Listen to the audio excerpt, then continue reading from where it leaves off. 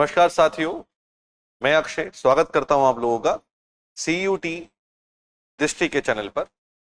और आज की क्लास हम लोग प्रारंभ करने जा रहे हैं समाजशास्त्र विषय का जो पहला अध्याय है, जो पहली इकाई है, उसके पाठ्यक्रम की चर्चा करेंगे और ये देखेंगे कि CUT के पाठ्यक्रम में जो पहला अध्याय दिया गया है, जो पहला आपकी जो इकाई दी गई है, उसका क्या विश्लेषण है। ठीक है, आइए देख लेते हैं।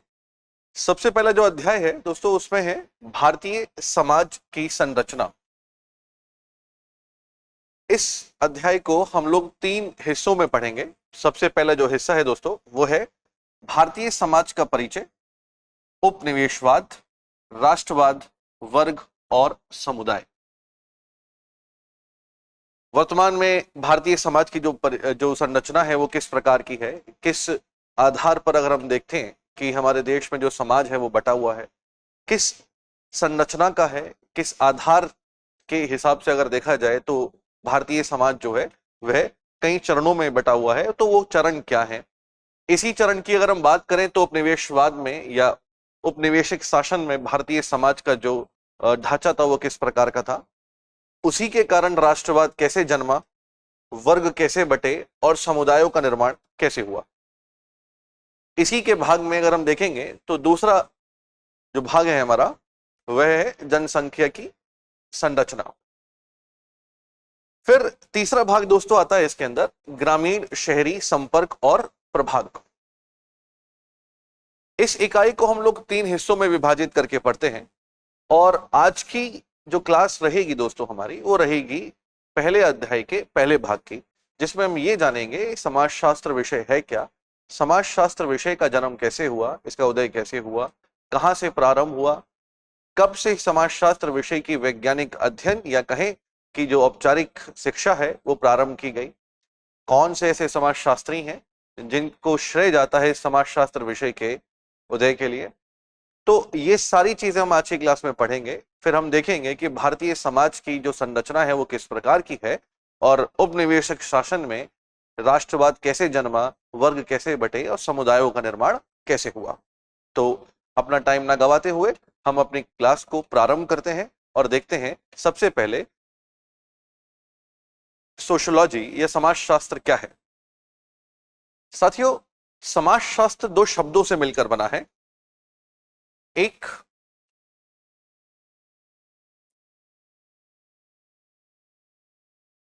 सोकियस और दूसरा लोगास। सोकियस और लोगास। सोकियस एक शब्द है जो लैटिन भाषा का शब्द है और जो लोगास है दोस्तों वो ग्रीक भाषा का शब्द है।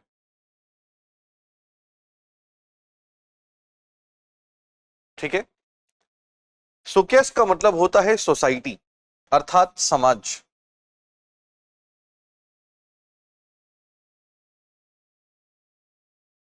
और लोगास का मतलब होता है शास्त्र या सिद्धांत या विज्ञान, रूल्स, लॉ, कुछ भी कह सकते हैं। तो इन 2 शब्दों का अगर हम इनका छंद विच्छेद करें तो हमें यहां ये मिलता है कि यहां पर एक समाज की बात हो रही है और उसके शास्त्र की बात हो रही है। समाज व्यक्तियों के समूह से बनता है। एक निर्धारित व्यक्ति जो एक जैसी विशेषताएं रखते हैं या कहें कि एक जैसा धर्म या एक जैसी क्षेत्र में रहते हैं, एक भौगोलिक सीमाओं में रहते हैं, वहां जब व्यक्तियों के समूह की बात करते हैं साथियों, तो वहां एक समाज का निर्माण होता है। अब वह व्यक्ति जब एक दूसरे के साथ संपर्क में आते हैं और जब उन दोनों के बीच में एक संपर्क उत्पन्न होता है और उस संपर्क के कारण जो क्रियाएं उत्पन्न होती हैं, अंतर क्रियाएं उत्पन्न होती हैं, वह उसका अध्ययन या उस अंतर क्रियाओं का जो अध्ययन है या उस क्रियाओं का वैज्ञानिक जो अध्ययन है, वही कहलाता है समाज शास्त्र। ठीक है, अब दोस्तों ये देखते हैं कि समाजशास्त्र जो विषय है ये अन्य और सामाजिक विज्ञान की जो विषय रहे हैं उनकी तरह प्राचीन काल से नहीं चलता आ रहा है। इसकी शुरुआत जो थी वो 1838 में हुई थी और यूरोपिया में या यूरोपियन क्षेत्र है वहां पर इसका जो उद्गम है वो देखने को मिलता है। अब इसका अध्ययन क्यों शुरू हुआ, कब शुरू हुआ, किस माध्यम से शुरू किया गया, आइए इस पर चर्चा करते हैं। देखिए दोस्तों, अगर हम यूरोप की ही बात कर रहे हैं तो यूरोप में हम लोग पढ़ते हैं समाजशास्त्र का अध्ययन।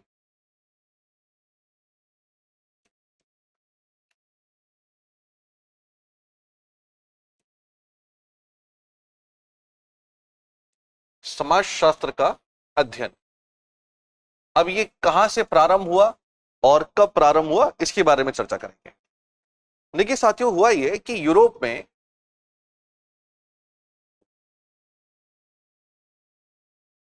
में कुछ घटनाक्रम हुए और उन घटनाक्रमों में सबसे जो महत्वपूर्ण घटनाक्रम था जिसके कारण समाजशास्त्र विषय का जन्म हुआ वह था फ्रांस की क्रांति,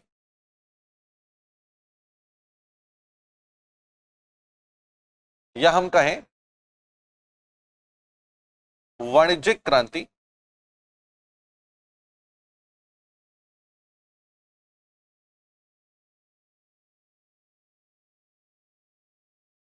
या औद्योगिक क्रांति।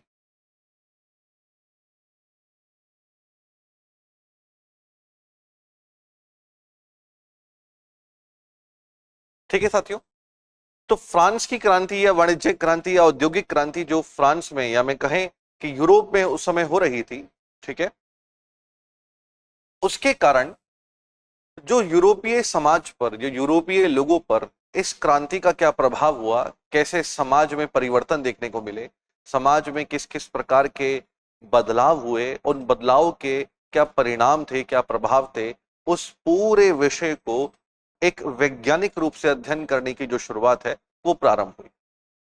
साथियों, कहा यह जाता है कि 18वीं सदी में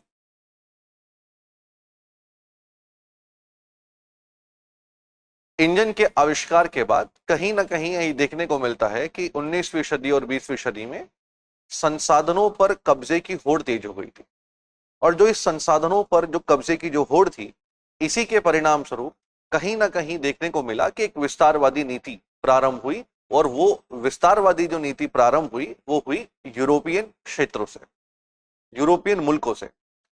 खासकर ये देखा गया कि यूरोप में ही इन सब क्रांतियों का एक बहुत बड़ा प्रभाव देखने को मिला। यहीं से ही कई विचारधाराएं पनपी, जैसे पूंजीवाद के बाद समाजवाद। और इन्हीं विचारधाराओं के कारण समाज में विभिन्न विभिन्न प्रकार के बदलाव और परिवर्तन महसूस किए गए और उन्हीं परिवर्तनों को वैज्ञानिक अध्ययन के रूप में प्रारंभ किया गया, उसका अध्ययन प्रारंभ किया गया यूरोप से ही। और यूरोप से ही जब वैज्ञानिक अध्ययन प्रारंभ हुआ तो वह अध्ययन प्रारंभ होने का जो सही समय था वह था दोस्तों 1838। और 1838 में साथियों कहा यह जाता है कि एक प्रसिद्ध समाजशास्त्री हुए जिनका नाम था ऑगस्टे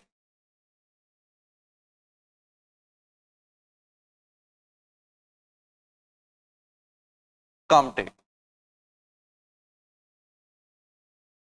ठीक, ऑगस्टे काम्टे, जिनके माध्यम से अगर कहा जाए तो ये जिनके द्वारा एक वैज्ञानिक जो अध्ययन है समाज का वो प्रारंभ हुआ। ठीक है दोस्तों, वैज्ञानिक अध्ययन,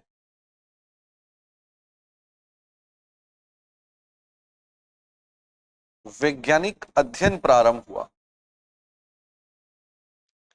और यही वैज्ञानिक अध्ययन कहा जाता है कि इसी के कारण समाजशास्त्र का जन्म हुआ, समाजशास्त्र विषय एक एक औपचारिक विषय के रूप में उभरा। ठीक है साथियों, तो इसके माध्यम से हम लोग ये अनुमान लगा सकते हैं कि लगभग 1838 के आसपास, अर्थात 1838 में हाँ एक समाज में, एक विश्व में एक समाजशास्त्र विषय का जन्म होता है। तो ये तो बात होती है वैश्विक स्तर पर। दोस्तों हम बात करते हैं भारत में।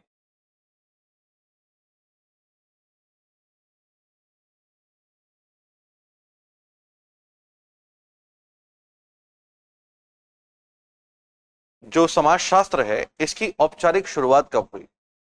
साथियों, ये कहा जाता है कि भारत में जब एक उपनिवेशिक शासनों की ही बात करते हैं, जब हम एक गुलाम देश थे, उसी दौरान कहा जाता है कि हमारे देश में जो औपचारिक शिक्षा है समाजशास्त्र की, वो प्रारंभ हुई। जब समाजशास्त्र विषय शुरू हुआ तो प्रारंभिक चरण में समाजशास्त्र को कहा जाता था सामाजिक भौतिकी। उसके पश्चात इसका नाम बदलकर समाजशास्त्र किया गया। भारत में अगर देखा जाए तो एक ऑप्शनल विषय के रूप में 1914 में, एक ऑप्शनल विषय के रूप में, एक ऐच्छिक विषय के रूप में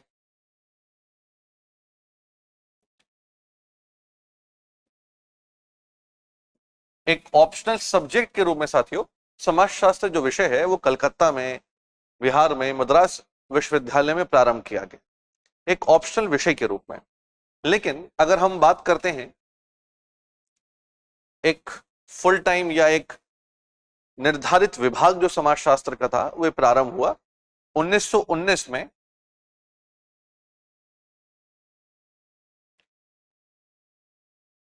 बॉम्बे यूनिवर्सिटी के माध्यम से।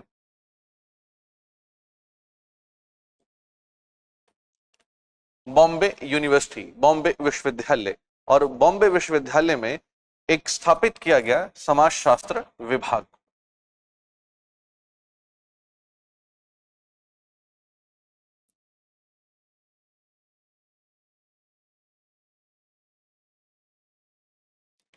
एक समाजशास्त्र जो विभाग है वह यहां पर प्रारंभ किया गया।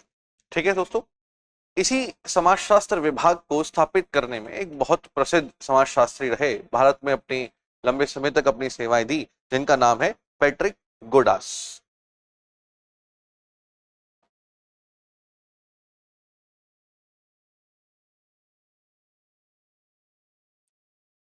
जिन्हें इस समाजशास्त्र विभाग का एचओडी मतलब हेड ऑफ द डिपार्टमेंट भी नियुक्त किया गया।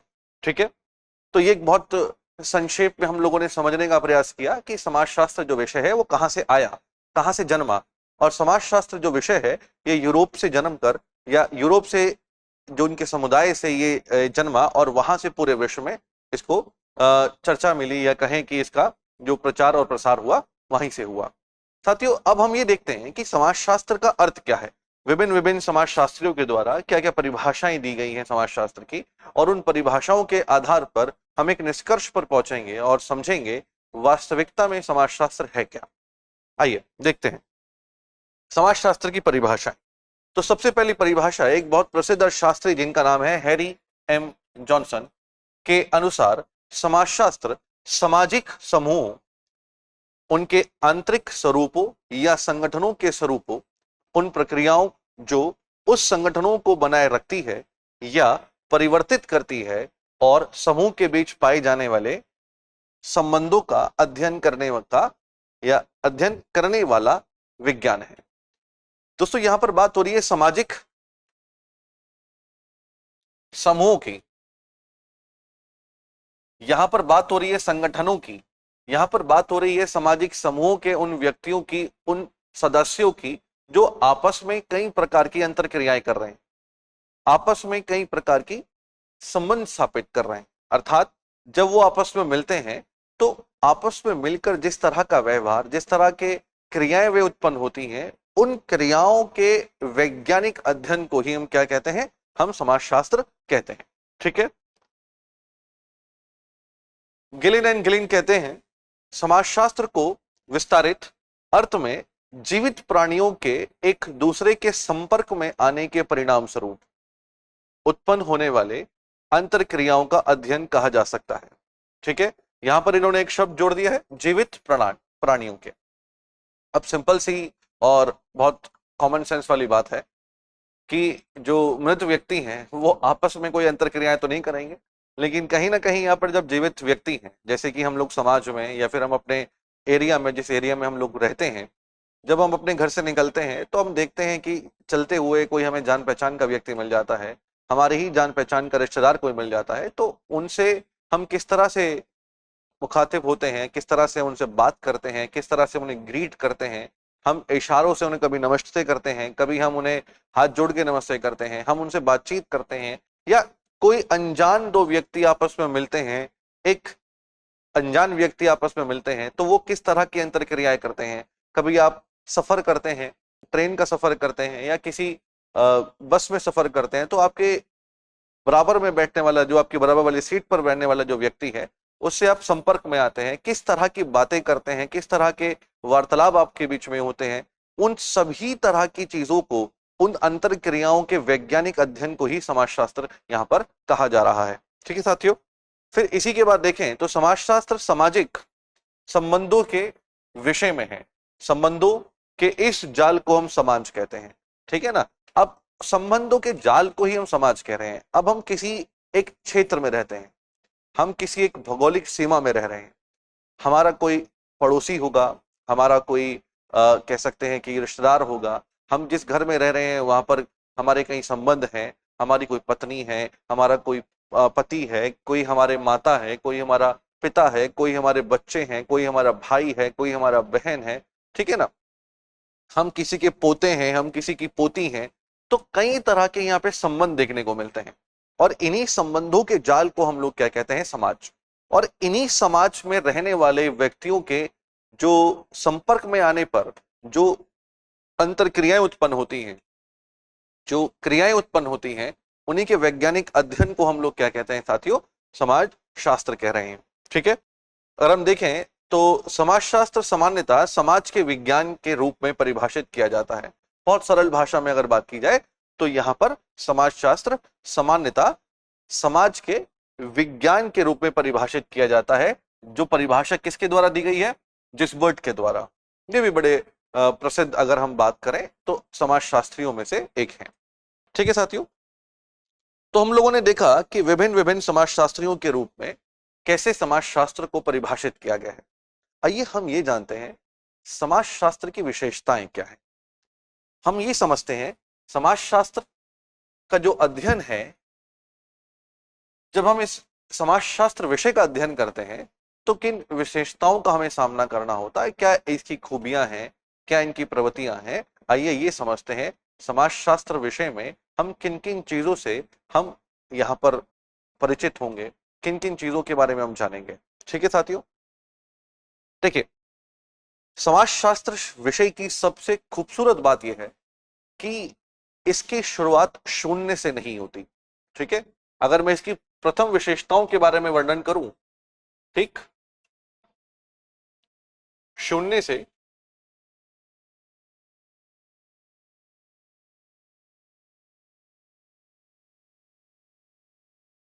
शुरुआत नहीं होती। सबसे खूबसूरत बात इस विषय की यही है। अब मैं कहूंगा कि सबसे अच्छी बात या सबसे खूबसूरत बात यही है, और सबसे ज्यादा बाध्यकारी भी बात यही है। साथियों, ये कहा जाता है कि समाजशास्त्र एक वैसा विषय है, या मैं कहूं कि सामाजिक विज्ञान का एक ऐसा विषय है जिसके बारे में कहीं ना कहीं किसी न किसी उम्र का व्यक्ति कुछ ना कुछ तो जानता ही है।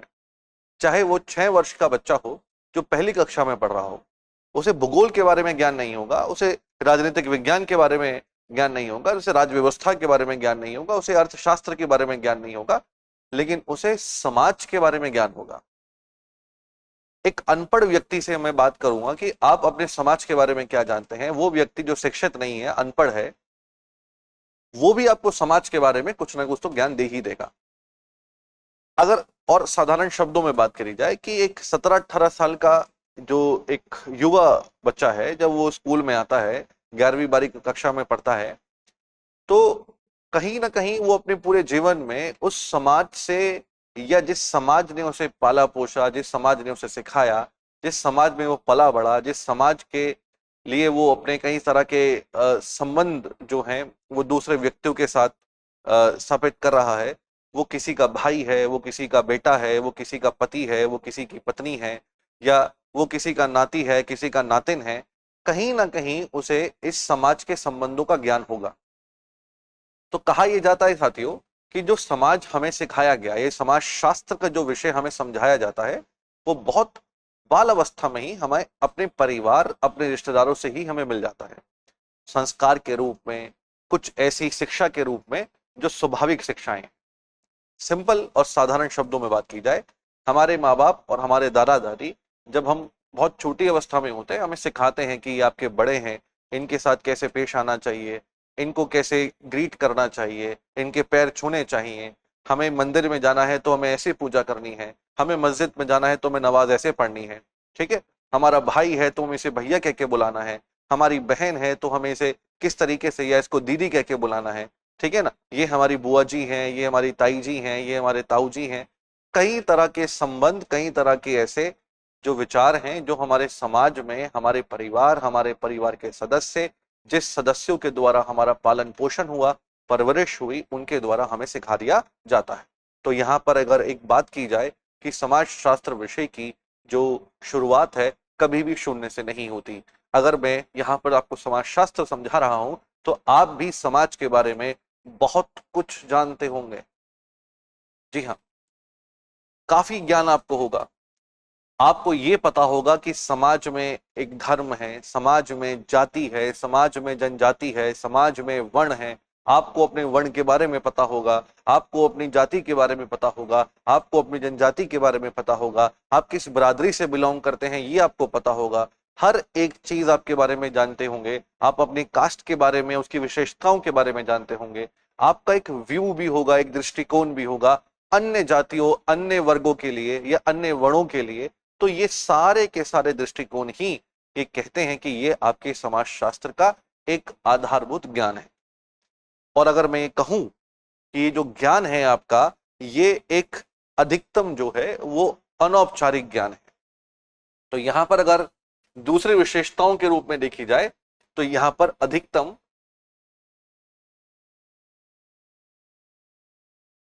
अधिकतम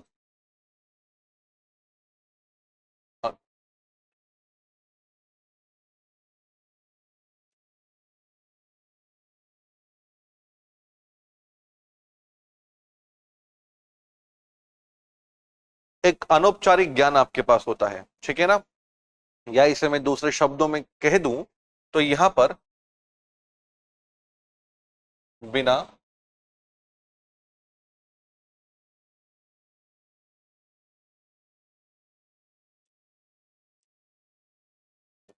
बिना सीखा हुआ ज्ञान, बिना सीखा हुआ ज्ञान जो एक कहीं ना कहीं आपको, जो आपके उन अध्यापकों के द्वारा दिया गया है जिसके द्वारा आपकी परवरिश हुई है। ठीक, आपके माता पिता हैं, आपके दादा दादी हैं, आपके भाई बहन हैं, आपके समाज के वो लोग हैं जो समाज को एक दृष्टि से देख रहे हैं, अपनी दृष्टि से देख रहे हैं, एक कोने से देख रहे हैं। और उनकी वो दृष्टि समाज के एक ही हिस्से को देख पा रही है, समाज के विभिन्न हिस्सों को नहीं देख पाती है। अगर आप एक ब्राह्मण परिवार में जन्मे हैं तो आपने एक ऐसी दृष्टि से समाज को देखा है जिस समाज को ब्राह्मण अपनी निगाहों से देख रहा है। अब इसी वर्णों को अगर हम आगे बढ़ा दें तो क्षत्रिय, जिन जगहों पर, जिन हम लोग परिवारों की बात करते हैं जो क्षत्रिय परिवार है, उनका दृष्टिकोण समाज के लिए एक अलग दृष्टिकोण होगा। जो दूसरा तीसरा जो वर्ण है हमारा वैश्य वर्ण है, वो कि समाज को किसी और दृष्टि से देख रहा होगा। ऐसे शूद्र जो वर्ण है वो भी समाज को किसी एक अन्य दृष्टि से देख रहा होगा। ठीक है साथियों, तो ऐसी अगर आपके वर्ग हैं, अगर एक ऐसे परिवार में रह रहे हैं जो कि निम्न आय है या मध्यम आय है या उच्च आय है, तीन तरह के वर्ग हम लोग देख सकते हैं जिसकी हम क्लास की बात कर रहे हैं यहाँ पर। तो आप अगर देख रहे होंगे आप निम्न आय के व्यक्ति हैं, अगर आप ऐसे परिवार में पैदा हुए हैं जिनकी एक मासिक आय या एक पारिवारिक आय जो है वो निम्न आय वर्ग में आती है, तो आपने समाज को एक अलग दृष्टिकोण से देखा होगा।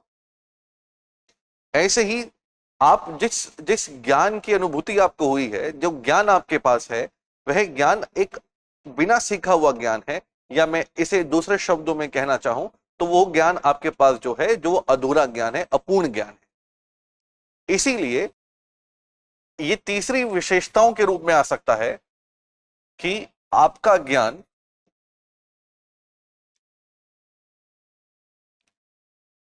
आपका ज्ञान सहायक या बाधक की भूमिका में हो सकता है।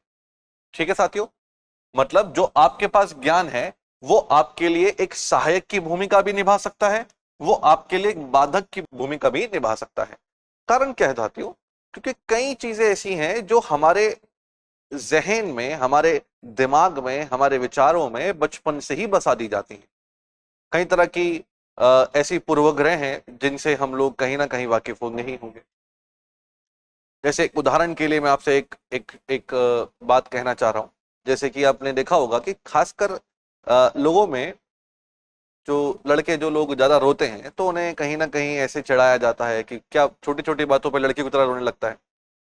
छोटी छोटी बातों पे तो लड़कियों की तरह रोने लगता है, तो इसका मतलब है कि उस बच्चे के दिमाग में बचपन से ही पता है कि जो लड़कियां हैं वो हमेशा रोती ही रहती हैं। तो इस तरह के जो पूर्वग्रह हैं वो आपके दिमाग में बसाए जाते हैं, और निश्चित रूप से ये पूर्वग्रह जो है वो सही नहीं है। ऐसा नहीं है कि लड़कियां सिर्फ रोती ही रहती हैं, लेकिन कहीं ना कहीं हमारे ही समाज ने हमारे दिमाग में, हमारे विचारों में ये चीज बसा दी है कि अगर छोटी छोटी बातों पर रोएगा तो तुम लड़कियां हो, या लड़कियां ऐसे काम करती हैं। ठीक है ना? तो इस तरह की जो चलन, या हम लोग कहें कि इस तरह की जो चीजें हैं वो हमारे समाज में, हमारे परिवार में हम लोगों को सिखा दी जाती हैं।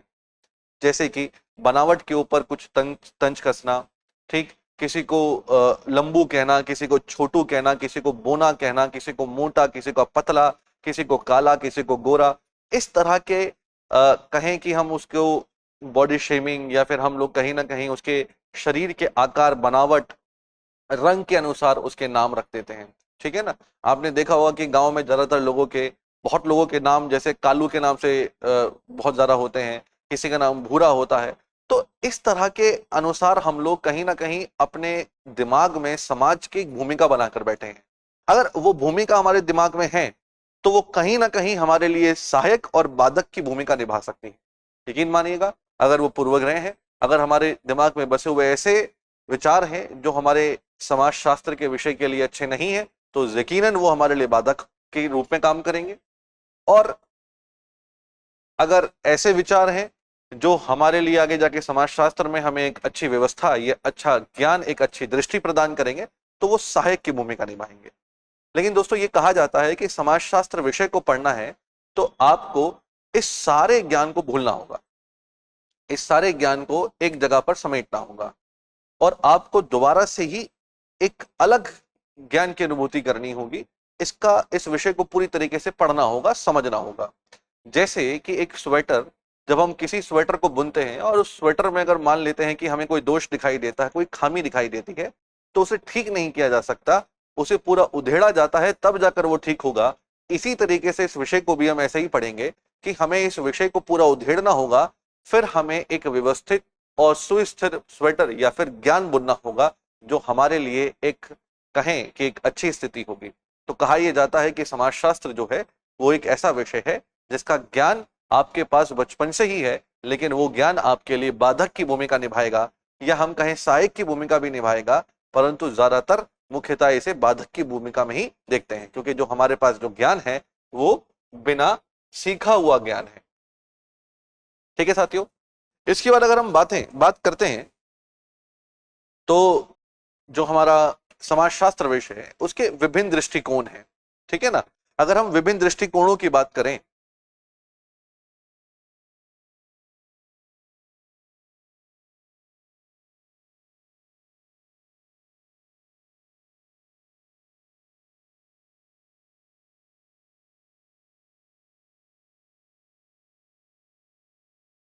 ये एक विभिन्न दृष्टिकोणों का, अगर मैं कहूं, एक समन्वय है, एक एक कह सकते हैं कि एक मेल है। यहां पर एक चीज को हमें समझना होगा, और जितनी जल्दी हम इस बात को समझ लेंगे उतनी ही जल्दी हमें समाजशास्त्र का जो ज्ञान है वो हमें सही तरीके से होने लगेगा। क्या है वो चीज? कि यहां एक वैज्ञानिक सत्य है। अगर हमें उस वैज्ञानिक सत्य की अनुभूति करनी है, किसकी? वैज्ञानिक सत्य की।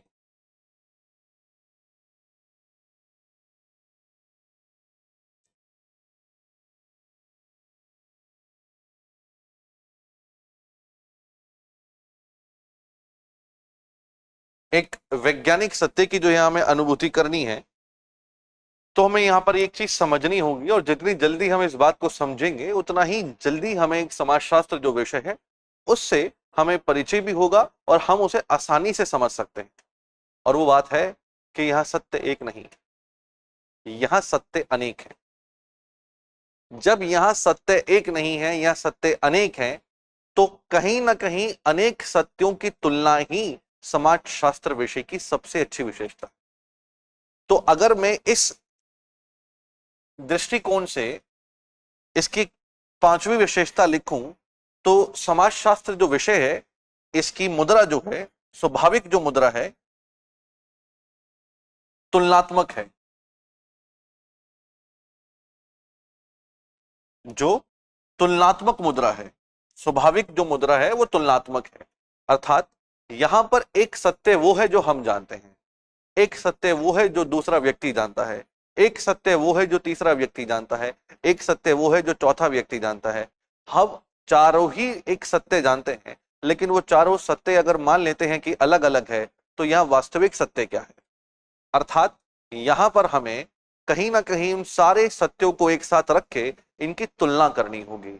उदाहरण के लिए हम ये जानते हैं कि जिस समाज में, जिस बरादरी में, जिस व्यवस्था में, जिस समुदाय में हमारा जन्म हुआ है वो सर्वश्रेष्ठ समुदाय है। ये सत्य है जो हमें समझाया गया है, सिखाया गया है। ऐसे ही समझाया और सिखाया गया है दूसरे समुदाय के लोगों को, ऐसे ही तीसरे और ऐसे ही चौथे। अगर वो चारों ही सत्य बोल रहे हैं तो वैज्ञानिक सत्य क्या है, मतलब वास्तविक सत्य क्या है। वास्तविक सत्य ना ही वो है जो मैं जानता हूं, ना ही वो है जो दूसरा व्यक्ति जानता है, ना ही वो जो तीसरा और ना ही वो जो चौथा। वैज्ञानिक सत्य या वास्तविक सत्य वह है जब हम इन चारों सत्यों को आपस में रख के इनकी तुलना करेंगे। हाँ, यहां से अगर हम देखें तो हम एक दृष्टि से एक दुनिया को देख रहे हैं। उदाहरण के लिए अगर मैं आपसे बात कर रहा हूं, तो उदाहरण के लिए मान लेते हैं कि एक ग्लास है। इस ग्लास को जिस दृष्टि से आप लोग देख रहे हैं और जिस दृष्टि से मैं देख रहा हूं, हम दोनों की दृष्टि हो सकती है कि एक हो और हो सकती है कि अलग हो। मान लेते हैं कि जिस दृष्टि से आप लोग देख रहे हैं वहां आपको ये ग्लास बिल्कुल साफ दिख रहा हो, लेकिन जिस दृष्टि से मैं देख रहा हूं हो सकता है कि इसमें यहां पर कोई खामी या कोई गंदगी दिखाई दे रही हो। इसी तरीके से इस दुनिया में, इस संसार को इतने सारे लोग अपनी अपनी दृष्टि से देख रहे हैं, और वो संसार में जितने लोग हैं, जितनी दृष्टि है, उतने ही इसके दृष्टिकोण है। अब किसी के लिए संसार दुष्टों का संसार है, किसी के लिए ये अच्छे लोगों का संसार है, किसी के लिए समाज एक ज्ञानी समाज है, किसी के लिए ये एक दुष्ट समाज है, किसी के लिए ये एक खराब समाज है, किसी के लिए अच्छा समाज है, किसी के लिए कुछ है तो किसी के लिए कुछ है। इसी तरीके से हम ये कहते हैं कि समाजशास्त्र हमें ये ज्ञान देता है, हमें ये अनुभूति कराता है कि हम सही है नहीं है ये हम लोग नहीं लगा सकते, इसका अंदाजा हम नहीं लगा सकते, लेकिन हाँ, इस चीज का ज्ञान हमें जरूर मिल जाता है कि दूसरे लोग हमारे बारे में क्या सोच रहे हैं, दूसरे लोग हमारे बारे में क्या विचार रखते हैं, दूसरे लोग हमारे बारे में क्या जानते हैं, दूसरे लोग हमारे बारे में क्या पूर्वग्रह बना चुके हैं। अगर मान लेते हैं कि मैं एक धर्म को मानता हूं, मैं मान लेते हैं कि हिंदुज्म को मानता हूं, हिंदू धर्म को मानता हूं, मैं मंदिर नहीं जाता या मैं मूर्ति की पूजा नहीं करता, मैं भगवान की पूजा नहीं करता, लेकिन हाँ, मन ही मन में भगवान का स्मरण करता हूं, मैं मन ही मन भगवान की पूजा करता हूं। मैं नहीं विश्वास रखता कि भाई भगवान यहाँ है, भगवान हर जगह है, मान लेते हैं उदाहरण के लिए, मैं ऐसा नहीं मान लेते हैं, तो समाज के लोग मुझे नास्तिक कहेंगे, लेकिन वास्तविकता में मैं नास्तिक तो हूं नहीं। मेरी दृष्टि में मैं नास्तिक नहीं, मैं एक आस्तिक व्यक्ति हूं। मैं भगवान को अपनी दृष्टि से मान रहा हूं, भगवान की पूजा मैं अपनी दृष्टि से कर रहा हूं, भगवान की जो स्मरण है, उनकी जो क्रियाएं हैं, जो मुझे करनी चाहिए, वो मैं अपनी दृष्टि से अपने अनुरूप कर रहा हूं। लेकिन समाज के लिए मैं एक नास्तिक व्यक्ति हूं, जो मंदिर नहीं जाता है, जो मंदिर में जाकर पूजा नहीं करता है, जो पाठ नहीं करता है, जो ये नहीं मानता है, जो वो नहीं मानता है। कई सारे पूर्वग्रह मेरे लिए बन सकते हैं। तो मैं ये समाजशास्त्र का अध्ययन करूंगा तो मैं ये जान सकूंगा कि लोग मेरे बारे में क्या सोच रहे हैं, या हमारी जो बाहर की बनावट है वो कैसी दिखती है दूसरे की दृष्टिकोण से। हम इस बात का ज्ञान इस समाजशास्त्र के अध्ययन से प्राप्त कर सकते हैं, जबकि हमें और विषयों के अध्ययन से ये सारे ज्ञान प्राप्त नहीं होते हैं। ठीक है दोस्तों, तो कहा यह जाता है कि समाजशास्त्र एक ऐसा एक विषय है जो हमें हमारा जो अपूर्ण ज्ञान है उस अपूर्ण ज्ञान को पूर्ण ज्ञान में बदलता है, जिससे हम अपने आप को, अपने समाज को, समाज के विभिन्न दृष्टिकोणों को, समाज के अनेकों दृष्टिकोणों को समझने में या उनकी तुलना करने में हमारी मदद करता है। ठीक है साथियों, तो ये 5 दृष्टिकोण जो है, ऐसा प्रतीत होता है कि ये एक सबसे महत्वपूर्ण विशेषताओं में से एक है, और जिन विशेषताओं में हमें ये देखने को मिल सकता है कि समाजशास्त्र हमारे जो विषय है, ठीक है ना, वो इस विशेषताओं का वर्णन करता है। ठीक है, तो साथियों फिर हम बढ़ते हैं आगे, अपने आगे की चर्चा करते हैं। अब हम जानते हैं कि समाजशास्त्र के बारे में क्या क्या चीजें हम लोगों ने पढ़ ली है, समझ ली। अब हम आते हैं अपने भारतीय समाज के बारे में। भारतीय समाज क्या है?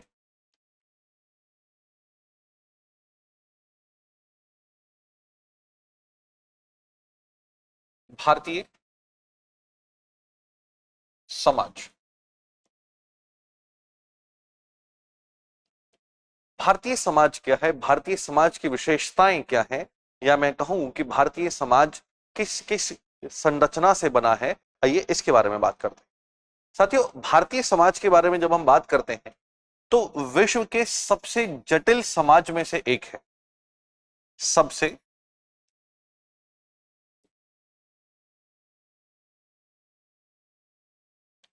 जटिल समाज में से एक समाज है भारतीय समाज। जटिल समाज, कारण क्या है? विविधताएं कारण है। तो विविधताएं मतलब डाइवर्सिटी। अब हम भारतीय समाज का अध्ययन करते हैं तो हम क्या देखते हैं कि भारतीय समाज में कई तरह की भाषाएं बोली जाती हैं, अनेक भाषाएं हैं। लगभग हमारे संविधान में ही जो 22 भाषाएं हैं वो अनुसूची में दी गई हैं। लगभग 1000 से ज्यादा ऐसी भाषाएं हैं जो क्षेत्रीय भाषाएं हैं। अगर आप बिहार से बिलोंग करते हैं तो बिहार राज्य में ही कई सारी ऐसी भाषाएं हैं जो कई अनेक अनेक कहा जाए तो जो क्षेत्रों में जो बोली जाती हैं। अगर हम लोग पटना से आगे निकल जाएं तो भाषा बदल जाती है, पानी का स्वाद बदल जाता है। अगर आप यूपी से हैं तो पश्चिमी यूपी से बोलते हैं, अगर पश्चिमी उत्तर प्रदेश से हैं तो आपकी जो भाषा है, जो भाषा शैली है वो अलग होगी। अगर आप बुंदेलखंड से हैं तो आपकी भाषा शैली अलग होगी। आप अवध से हैं तो आपकी भाषा शैली अलग होगी। आप अगर पूर्वी यूपी से हैं तो आपकी भाषा अलग होगी। ठीक है, जैसे मैं एक पश्चिमी यूपी से बिलोंग करता हूं, तो एक एक वाक्य है जो मुझे ये चीज याद दिला देता है बार बार, और मैं ज्यादातर अपनी क्लासेस में इसका जो अनुभव है ये शेयर करता ही हूं। एक बार मैं पूर्वी उत्तर प्रदेश की ओर भ्रमण में था, और उस भ्रमण के दौरान तो हमारी जो भाषा है वो थोड़ी खड़ी भाषा होती है, ठीक सॉफ्ट भाषा नहीं है। लेकिन अगर आप देखेंगे तो पूर्वी उत्तर प्रदेश में सॉफ्ट भाषा बोली जाती है, बहुत सरल तरीके से बोली जाती है, तहजीब से बोली जाती है, आइए बैठिए हम आप। लेकिन पश्चिमी उत्तर प्रदेश की बात करें तो बहुत खड़ी भाषा है, हरियाणा से मिलती जुलती है। ठीक है, तो कई लोगों ने कहा कि आपकी भाषा में और हमारी भाषा में क्या अंतर है। इसके ऊपर प्रसिद्ध जोक भी बना है कि आपके यहाँ जो गंगा है वो बहती है और हमारे यहाँ जो होती है गंगा बहवे है। तो आप देखते हैं कि भारत में कितनी सारी विविधताएं हैं, जो भाषाएं हैं जो बोली जा रही हैं। अगर आप उत्तर भारत में हैं तो आप हिंदी भाषी राज्य हैं, तो अगर आप दक्षिण में चले जाएंगे तो अनेकों भाषाएं बोली जाती हैं। पूर्वोत्तर राज्यों में अनेकों भाषाएं हैं, पश्चिम में अलग है, पूर्व में अलग है। कई कई तरह की भाषाएं जो हैं हमारे देश में बोली जा रही हैं। ठीक है, ऐसे ही अगर हम बात करें धर्म, हमारे देश में अनेकों धर्म, मतलब जैनिज्म, बुद्धिज्म, हिंदुज्म, मुस्लिम, क्रिश्चियनिटी, कई सारी विविधताएं हैं, कई तरह के कल्चर्स हैं। और आज भी हम लोग इन धर्म और कहें कि हम इस सेकुलर समाज से जो है वो कहीं ना कहीं जुड़े ही हैं। हम अपने धर्म को अपने विशेष मानते हैं, धार्मिक समुदाय बनाए जाते हैं, हिंदू धर्म के समुदाय हैं, संगठन हैं, तो कई धर्म हमारे देश में लागू होते हैं। ठीक है, जाति, कास्ट सिस्टम, दुनिया में सबसे जटिल समाज के रूप में भारत को पढ़ा जाता है, क्योंकि यहाँ पर जाति प्रथाएं हैं, जाति सिस्टम है, जनजातियां हैं।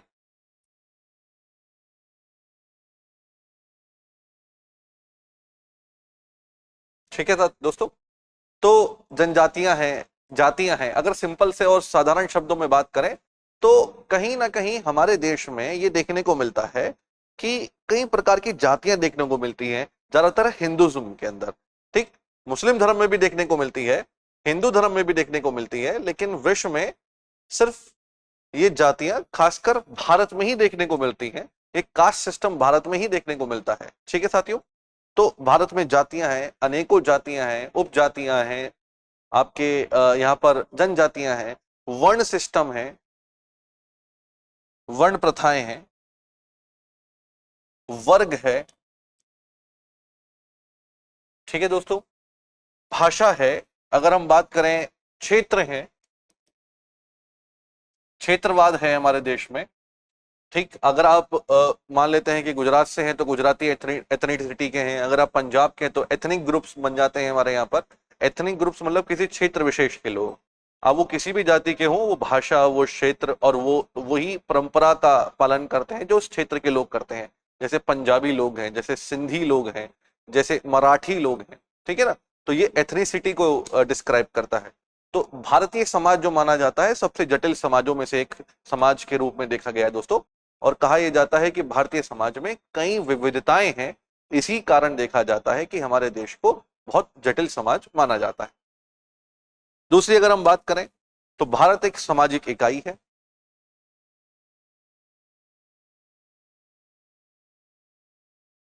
सामाजिक इकाई है, और इस सामाजिक इकाई में हम लोग ये देखते हैं कि कई सारे समुदाय हमारे देश में जो हैं वो स्थापित हैं इस सामाजिक इकाई के अंदर। ठीक है साथियों, अब इस सामाजिक इकाई के अंदर हमें कई प्रकार की जो हमें संरचनाएं हैं, जो अवधारणाएं हैं वो मिलती हैं। ठीक है, हम जैसे कि हम भारतीय समाज का जब अध्ययन करते हैं तो हम ये देखते हैं कि हमारे यहाँ पर सांप्रदायिकता भी है, क्षेत्रवाद भी बहुत ज्यादा जो हमारे यहाँ प्रचलित है। तो इन सामाजिक इकाइयों का अलग अलग रूप से अध्ययन किया जाता है। सेकुलरिज्म जो है, ठीक, उसके बारे में अध्ययन अलग से किया जाता है। ठीक है ना, और कई प्रकार की जो चीजें हैं यहाँ पर देखने को मिलती हैं, जो सामाजिक इकाई के रूप में हम लोग भारत की समाज की जो यहाँ पे गणना है वो करते हैं। ठीक है, फिर इसके बारे में बात करते हैं तो यहाँ पर और क्या हमें विशेषता देखने को मिलती है। सबसे महत्वपूर्ण विशेषताओं में से एक ये है कि भारतीय समाज हमें एक सामाजिक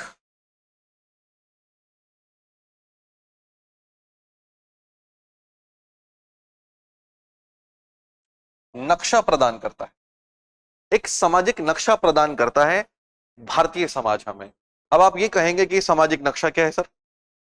ठीक है साथियों, सामाजिक नक्शे की हम बात कर रहे हैं यहां पर, तो आप ये देखिए एक भौगोलिक नक्शा और एक सामाजिक नक्शे में क्या अंतर है।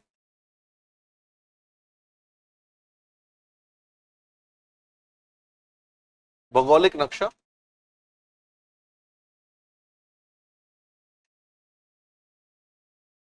फर्ज कीजिए मान लेते हैं कि हम लोग एक अपने आप को देखते हैं कि हम किस क्षेत्र से बिलोंग करते हैं। भारत के नक्शे में हम लोग मान लेते हैं हम उत्तर प्रदेश से बिलोंग कर रहे हैं, यूपी से। ठीक है, तो हम मान लेते हैं कि एक राज्य से बिलोंग करते हैं, एक राज्य से हम यहाँ से हम यहीं पैदा हुए, इसी राज्य में हम पले बड़े, हमारी शिक्षा दीक्षा इसी राज्य में हुई। उदाहरण के लिए मान लेते हैं कि हम 18 वर्ष के हैं। ठीक है, लेकिन एक भौगोलिक नक्शे में अगर हम देखें अपने आप को, तो भौगोलिक नक्शा में क्या देता है। भौगोलिक नक्शा में यह देता है कि हम किस राज्य से हैं। ठीक है, हम किस राज्य से हैं, हम किस क्षेत्र से हैं। ठीक, भारत का जो सबसे बड़े राज्यों में से एक राज्यों में देखा जाए तो उत्तर प्रदेश भी एक राज्य माना जाता है। इस राज्य की सीमाएं, जो क्षेत्रफल है, वो कहीं ना कहीं महाराष्ट्र से, राजस्थान से छोटी है, परंतु जनसंख्या के आधार पर हम इन सभी राज्यों से बड़े राज्यों में देखे जाते हैं। हमारी जनसंख्या इतने करोड़ लोगों की है। इन सब जगहों पे हम लोग ये देख सकते हैं कि हमारा जो भौगोलिक नक्शा है वो क्या कहता है। हम भारत के पश्चिमी क्षेत्र में रहते हैं, पश्चिमी जो क्षेत्र है भारत का, उससे हम लोग बिलोंग करते हैं। ठीक है ना, हमारा जो राज्य है वो यहाँ पर हमें ये जो खनिज है, जो ये मिनरल्स हैं, ये हमें देता है। हमारा राज्य जो है वो कृषि प्रधान राज्य है, इतनी जलवायु पाई जाती है, इतनी नदियां बहती हैं, ठीक है ना। हमारा राज्य जो है वो कहीं ना कहीं अंतर्राष्ट्रीय सीमाएं नेपाल से छूता है। तो ये सारी चीजें हमें प्राप्त होती है कहाँ से? ये हमें प्राप्त होती हैं हमारे भौगोलिक नक्शे से। राजनीतिक नक्शा क्या कहता है? राजनीतिक नक्शा ये कहता है कि जिस क्षेत्र से हम बिलोंग करते हैं वहां से इतनी लोकसभा की सीटें हैं, इतनी राज्यसभा की सीटें हैं, इतनी विधान परिषद है, इतने विधान मंडल है, पंचायती सिस्टम ऐसे हैं, इतने ब्लॉक हैं, इतनी क्या कहते हैं कि सीटें हैं वहां पर, ठीक है ना। जिस जिले से हम बिलोंग करते हैं उस जिले का जो प्रशासनिक ढांचा है वो कैसा है। तो ये सारी चीजें हमें राजनीतिक नक्शा देती है। लेकिन दोस्तों जब हम लोग सामाजिक नक्शे की बात करते हैं, जब हम बात करते हैं सामाजिक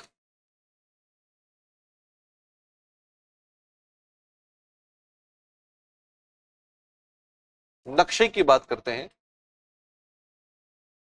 तो हम ये देखते हैं कि हम एक 18 वर्षीय युवा हैं।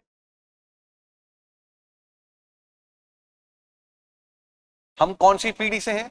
हम युवा पीढ़ी से हैं। हम युवा पीढ़ी से हैं, 18 वर्षीय हैं। इस देश के 40% लोग हमारी उम्र के हैं या हमसे छोटी उम्र के लोग हैं। जिस क्षेत्र में हम रहते हैं उस क्षेत्र में हिंदी भाषी या हिंदी भाषा का प्रयोग किया जाता है। अगर हम गुजरात में रहते तो वहां गुजराती बोली जाती। अगर हम मान लेते हैं कि बंगाल में रहते तो वह बंगाली बोली जाती। हम पंजाब में रह रहे होते तो पंजाबी बोली जाती। हम किस भाषा या किस भाषी क्षेत्र के लोग हैं, हम किस परिवार में जन्मे, वह परिवार का पारिवारिक व्यवसाय क्या है, हमारे पिताजी क्या काम करते हैं, हमारी माताजी क्या काम करती हैं, हम उनके काम के अनुसार, उनके व्यवसाय के अनुसार वो किस आय वर्ग में आते हैं। क्या उनकी आय वर्ग निम्न आय वर्ग की श्रेणी में है, मध्यम आय वर्ग की श्रेणी में है या उच्च आय वर्ग की श्रेणी में है, किस तरह की सुख सुविधाएं हमें यहाँ पर प्राप्त हैं। ये सारी चीजें हमें एक सामाजिक नक्शा देता है। समाजशास्त्र हमें, या हम कहें कि भारतीय समाज का जब हम अध्ययन करते हैं, हम अपने आप का एक सामाजिक नक्शा तैयार करते हैं। सामाजिक नक्शा ये बताता है कि हम किस पीढ़ी से हैं, कि हम युवा वर्ग के हैं या हम बुजुर्ग वर्ग के हैं या हम अभी क्या कहते हैं कि एक अधेड़ उम्र के हैं, हम किशोर अवस्था के हैं, बाल अवस्था के हैं, हम किस समुदाय से बिलोंग करते हैं, हम किस धर्म के हैं, हम किस जाति के हैं, हम किस जनजाति के हैं, हम किस वर्ण के हैं, हम किस वर्ग के हैं, ठीक है ना। तो ये सारी जानकारी जो हमें यहाँ प्राप्त होती है, ये सामाजिक नक्शा हमें प्रदान करता है और हम ये पता लगाते हैं कि हम किस जगह पर हैं। हम भारत के उस समाज में हैं जिस समाज में 18 वर्षीय लोग, जिनको युवा पीढ़ी कहा जाता है, हम इस वर्ग के हैं जिसे मध्यम वर्ग कहा जाता है, हम जिस वर्ण के हैं वो वर्ण ये एक्स वर्ण है, हम इस धर्म के हैं, हम इस फलाना जाति के हैं और हम इस जनजाति के हैं या इस उपजाति के हैं, हम इस भाषा का प्रयोग करते हैं, हम इस भाषी क्षेत्र के हैं। इस तरह की जो अवधारणाएं हैं ये हमें सामाजिक नक्शे से प्राप्त होती हैं और यही सामाजिक नक्शा जो है वो हमें अपने समाज में अपनी पहचान और अपना स्थान चुनने में मदद करता है। ठीक है साथियों, ये सामाजिक नक्शा हमारे देश में सामाजिक जो संबंध है उसके ताना बाने को बुनने के लिए बहुत ज्यादा प्रयोग में आता है। ठीक है, अलग अलग जो स्थिति है उसका वर्णन करता है। ये सारी चीजें हमारे इस समाज से हमें प्राप्त होती है। हम जान पाते हैं कि हम समाज में कहाँ खड़े हैं, हम ये जान पाते हैं कि समाज में हमारा स्थान कहाँ है, हम ये जान पाते हैं कि समाज में हमारी पहचान क्या है, हम समाज में एक बहुल समाज क्षेत्र के हैं या हम अबहुल क्षेत्र समाज क्षेत्र के हैं या अब अल्पसंख्यक हैं, हमारे तरह हमारी भाषा बोलने वाले व्यक्ति कितने हैं, क्या हम शोषित वर्ग के हैं या हम शोषण करने वाले वर्ग के हैं। ठीक, तो ये सारी चीजें हम लोगों को यहाँ पर ये इस सामाजिक नक्शे से प्राप्त होती हैं और ये कब प्राप्त होती हैं? जब हम समाजशास्त्र का अध्ययन करते हैं। और यही समाजशास्त्र का अध्ययन है जो हमें भारतीय समाज में एक अच्छी कह सकते हैं कि अध्ययन के माध्यम से हमें प्राप्त होती है। भारतीय समाज अनेकों विशेषताएं, एक परंपरागत समाज है जो अपनी पृष्ठभूमि, अपनी परंपरा से जुड़ा हुआ है, आज भी जुड़ा हुआ है, राजनीतिक और सांस्कृतिक रूप से। कई सारे उदाहरण मैं आपके सामने पेश कर दूंगा जो ये सिद्ध करते हैं कि हम आज भी अपने ट्रेडिशन से, अपनी परंपराओं से जुड़े हुए हैं, अपने रूट से जुड़े हुए हैं। आज भी हमारे देश में जब हम बजट बनाते हैं तो बजट बनने से पहले वित्त मंत्रालय में वित्त मंत्री के द्वारा हलवा पार्टी होती है, हलवा बनाया जाता है, हलवा बनाकर एक आयोजन किया जाता है, क्योंकि हमारे यहाँ पर कोई भी शुभ काम करने से पहले कुछ मीठा खाया जाता है। ये हमारी परंपरा है। उदाहरण के लिए मैं आपको बता रहा हूं, और ये है आज भी इसरो में सैटेलाइट छोड़ने से पहले हम नारियल फोड़ते हैं शुभ कार्य करने से पहले। जब आप किसी अपने नए ग्रह का, अपने जो नए घर का जब आप अनावरण करते हैं, जब उसको हम लोग मुहूर्त करते हैं, तो आपने देखा होगा कि हम एक नारियल फोड़ते हैं, उसके बाद हम लोग घर में जो प्रवेश है वो प्रारंभ करते हैं। ऐसे ही आपने हमारे युद्ध की अगर हम लोग कई तरह की देखें तो हमारे सैनिक अभ्यासों में भी हम लोग कई प्रकार की चीजों को देख पाते हैं। उदाहरण के लिए आज भी हमारी कई रेजिमेंट ऐसे हैं जहां पर युद्ध से पहले पूजाएं होती हैं। ठीक है, ऐसे ही कई तरह की ऐसी परंपराएं हैं जो राजनीतिक और सांस्कृतिक रूप से हमारे देश में मनाई जाती हैं। उदाहरण के लिए हम 26 जनवरी, 15 अगस्त तो मनाते ही हैं, लेकिन हम दिवाली का भी महोत्सव मनाते हैं, हम ईद भी मनाते हैं, हम क्रिसमस भी मनाते हैं, हम होली भी मनाते हैं। तो ये भारतीय समाज की ही विविधताएं हैं, ये भारतीय समाज की ही विशेषताएं हैं जो हम अपने भारतीय समाज में देख सकते हैं, और समाज के अध्ययन करते हुए हम इन सब चीजों से अवगत होंगे। ठीक है साथियों, हम बढ़ते हैं आगे की तरफ। भारतीय समाज की इन विशेषताओं में हमें एक चीज देखने को मिलती है। एक प्रसिद्ध समाजशास्त्री हुए, उन्होंने एक बात कही कि समाजशास्त्र केवल आपको अन्य लोगों का स्थान निर्धारित करने में मदद नहीं करता, ये अन्य चीजों को जानने में भी आपकी मदद करता है। कैसी चीजें जानने में, आइए ये चीज देख लेते हैं। एक प्रसिद्ध अमेरिकी समाजशास्त्री हुए जिन्होंने कहा, जो सी राइट्स मिल हैं, जिन्होंने कहा कि समाजशास्त्र आपकी व्यक्तिगत परेशानियों एवं सामाजिक मुद्दों के बीच कड़ियों एवं संबंधों को उजागर करने में मदद कर सकता है। आइए इसे समझ लेते हैं, ये क्या कहना चाह रहे हैं। साथियों, ये कह रहे हैं कि जो आपकी व्यक्तिगत परेशानियां हैं, व्यक्तिगत परेशानियां मतलब आपके अकेले की परेशानियां, आपकी अकेले की परेशानियां क्या हो सकती हैं। एक युवा, 24-25 वर्षीय युवा मान लेते हैं, अगर वो कोई काम नहीं ढूंढ पा रहा है, वो बेरोजगार है, तो वो उसकी व्यक्तिगत परेशानी है। वो किसी मानसिक शोषण या कहीं ना कहीं कह दीजिए कि एक ऐसे दौर से गुजर रहा है जहां पर उसका जो शोषण है वो समाज के द्वारा किया जा रहा है। उसकी लंबाई ज्यादा है तो उसे लंबू के नाम से पुकारा जाता है, अगर उसका कद छोटा है तो उसे बोने के नाम से पुकारा जाता है। एक उदाहरण मैं आपको अपना भी दे लेता हूं। मेरा एक बहुत छोटी सी उम्र में ही मेरा चश्मा लग गया था, और समाज के, या मैं कहूं कि मेरे परिवार के, मेरे दोस्त, मेरे भाई बहन मुझे चश्मिश के नाम से चढ़ाया करते थे कि मेरी व्यक्तिगत परेशानी है।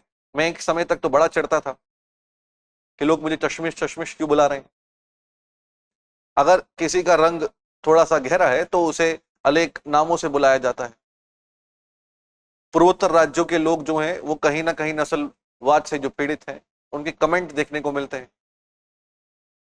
ठीक है, तो कहीं ना कहीं हम लोग देखते हैं कि व्यक्तिगत परेशानियां जो है वो कई सारी व्यक्तिगत परेशानियां हो सकती हैं, अनेक अनेक प्रकार की व्यक्तिगत परेशानियां हो सकती हैं, उलझने हो सकती हैं, आपके अंदर आत्मविश्वास की कमी हो सकती है, ये आपकी व्यक्तिगत परेशानी है। आप अगर कॉलेज जा रहे हैं, स्कूल जा रहे हैं, और कॉलेज जाते हैं, स्कूल जाते हैं, वहां जाकर आपको कोई किसी नाम से या किसी विशेष तरीके से आपको चढ़ाने की, आपको कहीं ना कहीं हतोत्साहित करने की कोशिश कर रहा है, ये आपकी व्यक्तिगत परेशानियां हैं। आपकी गर्लफ्रेंड आपसे या जिसको आप पसंद करते हैं वो आपको पसंद नहीं करती है, ये आपकी व्यक्तिगत परेशानियां हैं। ये आपका एक तरफा प्यार, ये आपकी व्यक्तिगत परेशानियां हैं। तो व्यक्तिगत परेशानियां हैं, किसी व्यक्ति की परेशानी है जिस व्यक्ति के द्वारा या कहें कि वो व्यक्ति उन सब परेशानियों से जूझ रहा है। लेकिन साथियों, अगर हम इन्हीं चीजों को देखें, इन्हीं सभी परेशानियों को अगर हम सामाजिक मुद्दों से जोड़ें, सामाजिक मुद्दों से, तो हम ये देख सकते हैं कि कहीं ना कहीं सामाजिक मुद्दों से हमारी व्यक्तिगत परेशानियों की कड़ी जुड़ती है, हमें ये कड़ी जोड़ने में भी मदद करता है। कैसी कड़ी? उदाहरण के लिए, एक परिवार में एक महिला शोषित होती है और उन्हें यह बात पता ही नहीं कि वो शोषित है। पूरे दिन अगर सर्दी है, जुकाम है, खांसी है, बुखार है, गर्मी है, कैसा ही मौसम है, क्या तबीयत खराब है, आपकी माता जी, आपकी दादी, आपकी बीवी, आपके घर में जो महिलाएं हैं, वो पूरे दिन वो घर के काम करती हैं और उन्हें उस काम से कोई छुट्टी भी नहीं होती। वो उनकी एक व्यक्तिगत परेशानियां हैं, लेकिन कहीं ना कहीं समाज की सभी ज्यादातर महिलाएं जो हैं वो इस तरह की सामाजिक समस्याओं से पीड़ित हैं। तो वो सभी महिलाओं की समस्याएं जो समाज में एक महिला की नहीं है, समाज में अधिकतम सभी महिलाओं की हैं, जो पितृसत्ता समाज से पीड़ित हैं, कहीं ना कहीं पेट्रियार्कल जो सोसाइटी है उससे पीड़ित है, उनके कमेंट से पीड़ित है, उनके शोषण से पीड़ित है, उनकी जो समस्या है वो सामाजिक मुद्दा है।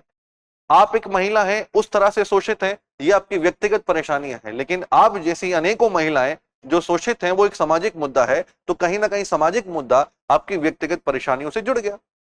अगर आप 24 वर्ष के हैं और आपने जो शिक्षा दीक्षा प्राप्त की है उसके माध्यम से आपको कोई नौकरी नहीं मिल पा रही है, तो ये आपकी व्यक्तिगत परेशानी है। लेकिन देश में बेरोजगारी की स्थिति व्यापक बनी हुई है, तो ये एक सामाजिक मुद्दा है। देश में आर्थिक परिस्थितियां कुछ ऐसी बनी हुई है, देश में बेरोजगारी की दर जो है बहुत व्यापक होने लगी है, तो एक सामाजिक मुद्दा है। बेरोजगारी दर तेजी से बढ़ रही है, इसीलिए समाज में कई लोग बेरोजगार हैं, तो ये सामाजिक मुद्दा है और आपका व्यक्तिगत मुद्दा सामाजिक मुद्दा बन गया। इसके बीच में संबंध स्थापित करने का एक और यहां पर जो अध्याय है वो हमें देखने को मिलता है। आई दोस्तों समझ में बात? आप किसी धर्म विशेष से हैं, आप किसी जाति विशेष से हैं, या आप किसी वर्ण विशेष से हैं, आपका शोषण हो रहा है, आपके बारे में जाति सूचक शब्द बोले जा रहे हैं, ये आपकी व्यक्तिगत परेशानी है। आपकी जाति के सभी लोगों के बारे में ऐसे शब्द या ऐसे शोषण या फिर ऐसे शब्दों का इस्तेमाल किया जाता है, तो ये सामाजिक मुद्दा है। आपकी व्यक्तिगत परेशानियां समाज के मुद्दों से जुड़ती हैं, इनके बीच में जो संबंध स्थापित हो रहा है इसे जोड़ने में भी यहाँ पर समाज शास्त्र जो है वो मदद करता है, हमें सिखाता है, हमें यहाँ पर अवगत कराता है कि हमारी व्यक्तिगत परेशानियां बल्कि हमारी व्यक्तिगत परेशानियां नहीं, एक सामाजिक मुद्दा है। आपको चिढ़ाया जाता है, आपको लैंगिक असमानता का शिकार किया जाता है, आपको बात बात पर किसी तरह से कमेंट किए जाते हैं, तो ये एक आपकी परेशानी नहीं है, आपकी परेशानी है, लेकिन ये कहीं ना कहीं सामाजिक मुद्दा भी है। तो साथियों, समाजशास्त्र हमें इन सब का ज्ञान प्रदान करता है कि जब हम अपनी व्यक्तिगत परेशानियों का पहचान कर और उन व्यक्तिगत परेशानियों को सामाजिक मुद्दों से जोड़ें, सामाजिक मुद्दों के साथ समन्वय स्थापित करें, ये सब चीज भी हमें जो यहां पर हमें प्राप्त करता है या फिर हमें प्रदान करता है कि हम समझ पाए, इन मुद्दों को जोड़ पाए। अब हम ये जानते हैं कि इन्हीं सामाजिक मुद्दों की वजह से कई तरह की समस्याएं हमारे देश में मुद्दों के रूप में उभरती जा रही हैं। जैसे सांप्रदायिकता उभरती जा रही है, जातिवाद हमारे देश में है, क्षेत्रवाद हमारे देश में है, रंग भेद हमारे समाज में है, कई और सामाजिक मुद्दे हैं, लैंगिक असमानताएं हमारे समाज में मुद्दे के रूप में देखने को मिलता है, गरीबों का शोषण, एक विशेष वर्ग का शोषण हमारे समाज में देखने को मिलता है, वर्णों के आधार पर शोषण या जाति सूचक शब्दों का इस्तेमाल, उसके आधार पर जो शोषण है उसको देखने को मिलता है।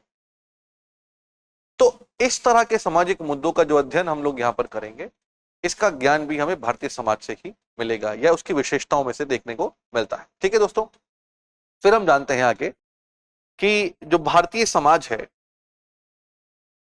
या भारतीय समाज की जो संरचना है वो किस प्रकार से उसका ताना बाना बुना, कैसे वो एक समाज के रूप में, एक समुदाय के रूप में विकसित हुई और इसी समुदाय में किस माध्यम से, किस प्रकार से राष्ट्रवाद जन्मा और राष्ट्रवाद से वर्ग, वर्ग से समुदाय बने।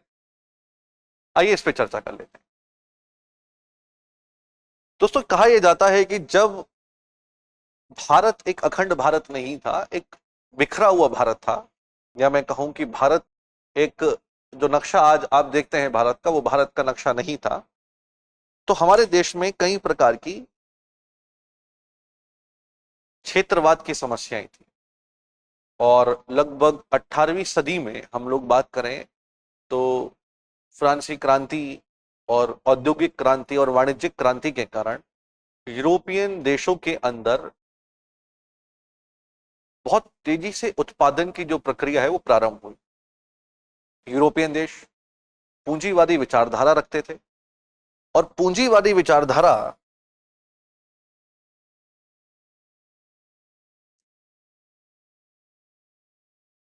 का सिर्फ एक ही दृष्टिकोण है और वो है लाभ। साथियों, ये कहा जाता है कि पूरे यूरोप में एक होड़ सी छिड़ गई कि संसाधनों पर किसका हक होगा, संसाधन किसके। पूरी दुनिया में कहा यह जाता है कि इन यूरोपियनों के द्वारा कई प्रकार की विस्तारवादी नीतियां अपनाई गई। दोस्तों, हुआ यह कि औद्योगिक उत्पादन के लिए जरूरत होती है कच्चे माल की।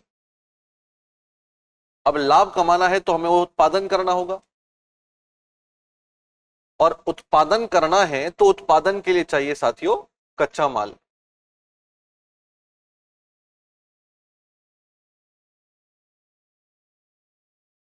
ठीक है। और अगर हम उत्पादन करेंगे तो उत्पादन से हमारे पास आएगा तैयार माल, फिनिश गुड्स।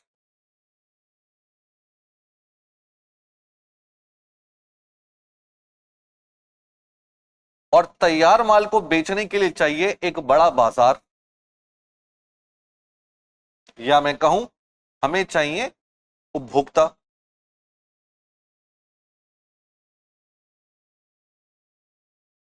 जनता, जनसंख्या, बहुल क्षेत्र, बहुल संख्या वाले क्षेत्र।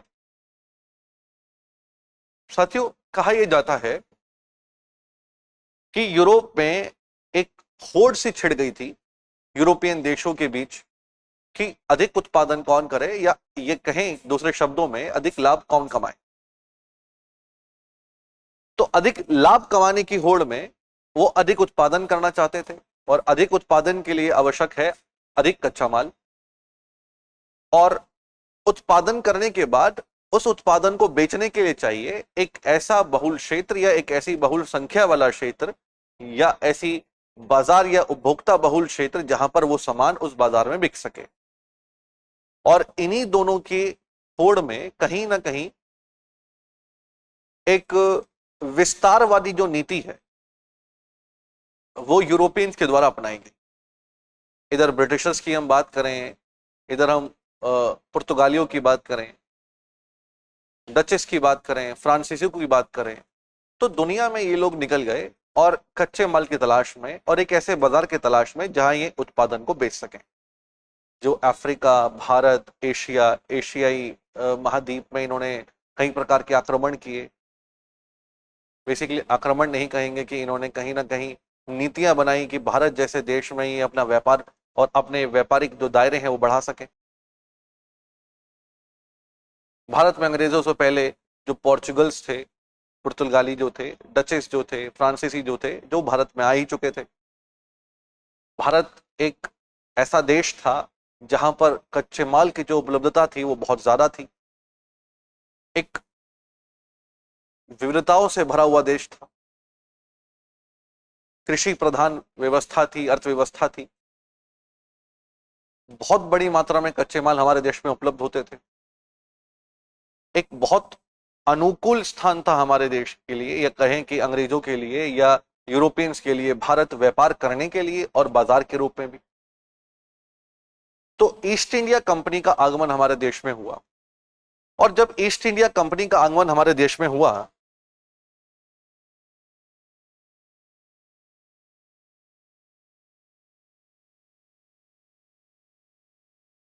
बैटल ऑफ प्लासी के बाद से आपने देखा ही होगा कि इनका साम्राज्य धीरे धीरे हमारे देश में बढ़ने लगा।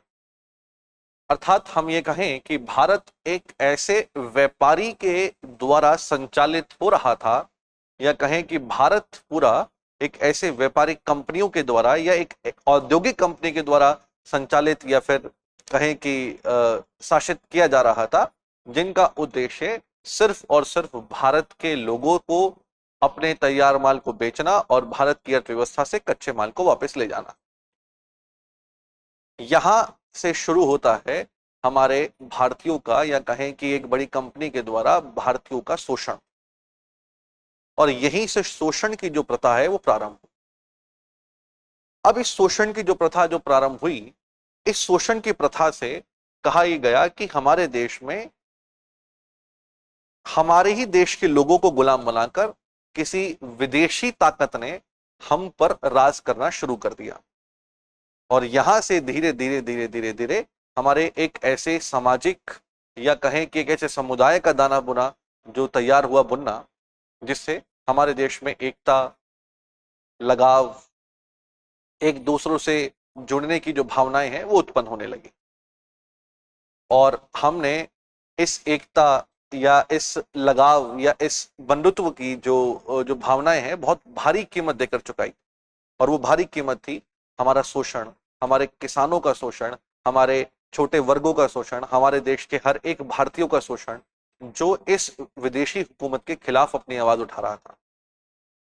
कई पिक्चरों में आप लोग देख चुके होंगे किस तरीके से किसानों का शोषण होता था। जो किसान एक निर्वाह खेती किया करते थे अपने पालन पोषण के लिए, अपने परिवार के पालन पोषण के लिए, वो एक बहुत बड़ा हिस्सा लगान के रूप में इन्हीं अंग्रेजी हुकूमत को दिया करते थे, और अपने परिवार के लिए चंद ही उत्पादन रख पाते थे, बहुत कम उत्पादन रख पाते थे। जब मॉनसून अच्छा नहीं होता था, जब हमारे यहाँ बारिश नहीं होती थी, उसके बावजूद भी हमें अपने पास से अनाज को लगान के रूप में देना पड़ता था, जबकि खुद के परिवार के लोग भूखे मरते थे। इस तरह की समस्याएं, इस तरह की जो प्रवृत्तियां हम लोग अपने कई सारे पिक्चरों में देख चुके हैं। कई सारे पिक्चरों में दर्शाया जाता था कि कैसे हमारे समाज के लोग उस समय पर अंग्रेजी हुकूमत के शोषित लोग थे। उपनिवेशिक शासन में हमारा किस तरीके से शोषण किया जा रहा था। साथियों, इसी शोषण की वजह से कहा जाता है कि हमारे देश में एकता की जो भावना है वो धीरे धीरे धीरे धीरे बुननी शुरू हुई, और धीरे धीरे बुननी जब शुरू हुई तो वो एकता एक ऐसी एकता के रूप में देखने को मिली जहां पर धार्मिक एकता भी थी, जातिगत एकता भी थी, वर्ण एकता भी थी, और अगर हम देखें तो आर्थिक एकता भी थी। मतलब हम लोग अपने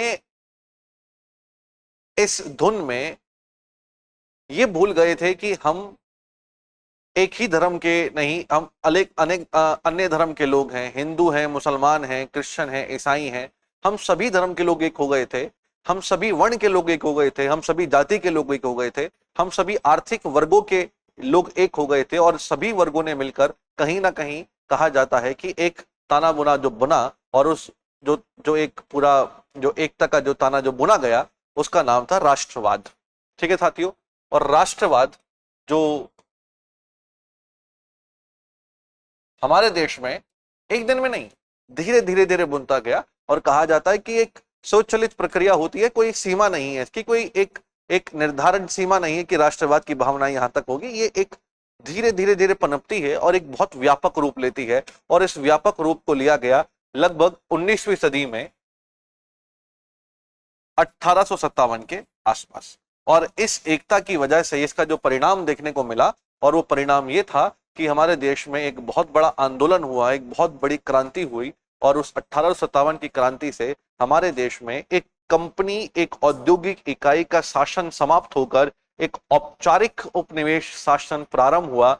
एक क्वीन या कहें कि जो ब्रिटिश सरकार है, जो ब्रिटिश हुकूमत है, उनका शासन भारत पर शुरू हुआ, या हम इसे और अन्य शब्दों में कहें कि भारत में औपचारिक उपनिवेशिक शासन का जो काल है वो प्रारंभ हुआ 1857 की क्रांति के बाद। और यहां पर एक सबूत इन अंग्रेजों को मिल चुका था कि भारत में राष्ट्रवाद और एकता की भावना प्रबल हो चुकी है, और भारत के हर एक लोग, हर वो शोषित व्यक्ति जो अपने आप को अंग्रेजी हुकूमत से शोषित मानते थे, वो अब एक होकर अपनी आवाज उठाकर आजादी की मांग कर रहे हैं। कहीं ना कहीं यहाँ पर सामाजिक सुधार, कहीं ना कहीं सामाजिक एकता, कहीं ना कहीं राष्ट्रवाद एक बहुत व्यापक रूप ले रहा था, और इस व्यापक रूप के माध्यम से संघर्ष पर संघर्ष हुए, और ये संघर्ष इस स्तर तक बढ़ गए कि अंग्रेजों को 1947 में हमारे देश को छोड़कर जाना पड़ा, और भारत को इन्हीं राष्ट्रवाद की भावनाओं के सामने घुटने टेकने पड़े।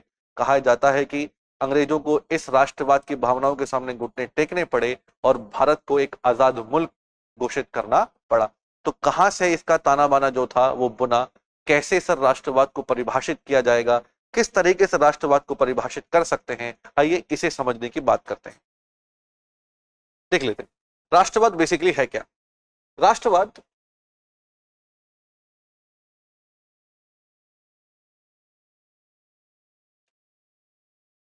एक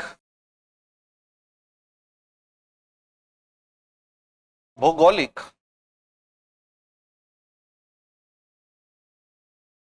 सीमा में, एक भौगोलिक सीमा में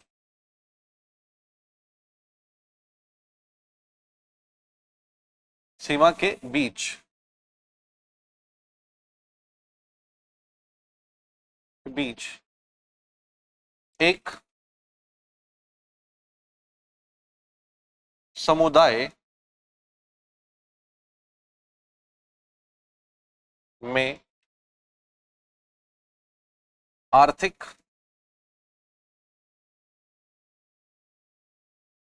राजनीतिक,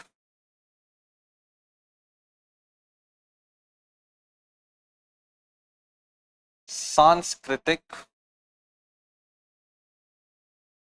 और साथियों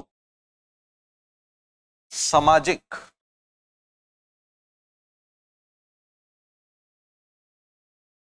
सामाजिक एकता की भावना को राष्ट्रवाद कहते हैं। ठीक है, तो आसान शब्दों में पढ़ें तो एक भौगोलिक सीमा के बीच एक समुदाय में आर्थिक, राजनीतिक, सांस्कृतिक और सामाजिक एकता की भावना को हम लोग क्या कहते हैं, राष्ट्रवाद कहते हैं। ठीक है ना, के बीच रहने वाले एक समुदाय, यहां पर बीच रहने वाले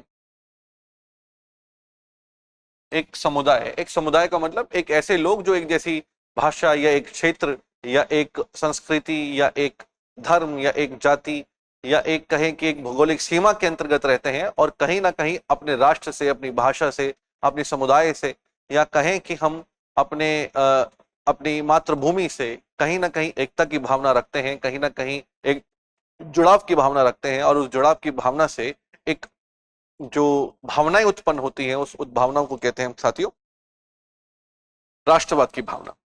अब राष्ट्रवाद की जो भावनाएं हमारे देश में उत्पन्न हुई, उसके पीछे के मुख्य कारण क्या रहे। कहा यह गया कि कहीं ना कहीं हम लोग ये देखते हैं कि जो राष्ट्रवाद की भावना है वो एकदम उत्पन्न नहीं होती है। ठीक है ना, सबसे जरूरी चीज है, सबसे जरूरी तत्व जो है राष्ट्रवाद के अंदर वो क्या क्या है। सबसे पहला एक भौगोलिक सीमा है। एक भौगोलिक सीमा में एक रहने वाले जो बसे हुए लोग हैं, जो अपनी मातृभूमि से, अपनी भाषा से, अपने क्षेत्र से, अपनी धरोहर से, अपनी संस्कृति से जो प्यार करते हैं, लगाव करते हैं, भावनाएं रखते हैं, कहीं ना कहीं जुड़ाव रखते हैं, उनकी कहीं ना कहीं जो भावनाएं उत्पन्न होती हैं उसी को हम राष्ट्रवाद कहते हैं। ठीक है दोस्तों, अब वो ऐतिहासिक होती है, या कहें कि एक ऐतिहासिक विकास की प्रक्रिया है। वो एक दिन में उत्पन्न नहीं होती है, वो धीरे धीरे पनप रही होती है, वो धीरे धीरे पनप रही होती है। इसका मतलब ये भी हुआ कि जब ब्रिटिश शासन हमारे देश में नहीं था, या हम बात कर रहे हैं गुलामी से पहले की, तो हमारे देश में क्षेत्रवाद ज्यादा था। उदाहरण के लिए कि मराठीवाद था, मराठी लोग थे। ठीक है ना, ऐसे ही अगर हम बात कर रहे हैं सौराष्ट्र की, हम बात कर रहे हैं दक्षिण भारत की, हम बात कर रहे हैं, तो कई तरह की रियासतें थी हमारे देश में, और इन रियासतों की वजह से हमारे देश में क्षेत्रवाद ज्यादा था, राष्ट्रवाद कम था। अब राष्ट्रवाद ने कैसे जन्म लिया और क्षेत्रवाद से कैसे राष्ट्रवाद बना, आइए इसकी चीज को हम लोग थोड़ा सा अध्ययन कर लेते हैं, ठीक है ना। इतिहास के पन्नों को हमें देखना पड़ेगा थोड़ा सा पलटकर कि कैसे हमारे देश में जो राष्ट्रवाद है उसका जन्म हुआ। कई सारे कारण रहे। सबसे पहला कारण तो हमारे देश में, आइए देख लेते हैं एक एक करके हम लोग सांस्कृतिक कारणों के एक बार उल्लेख कर लेते हैं। सबसे पहला कारण है सांस्कृतिक कारण।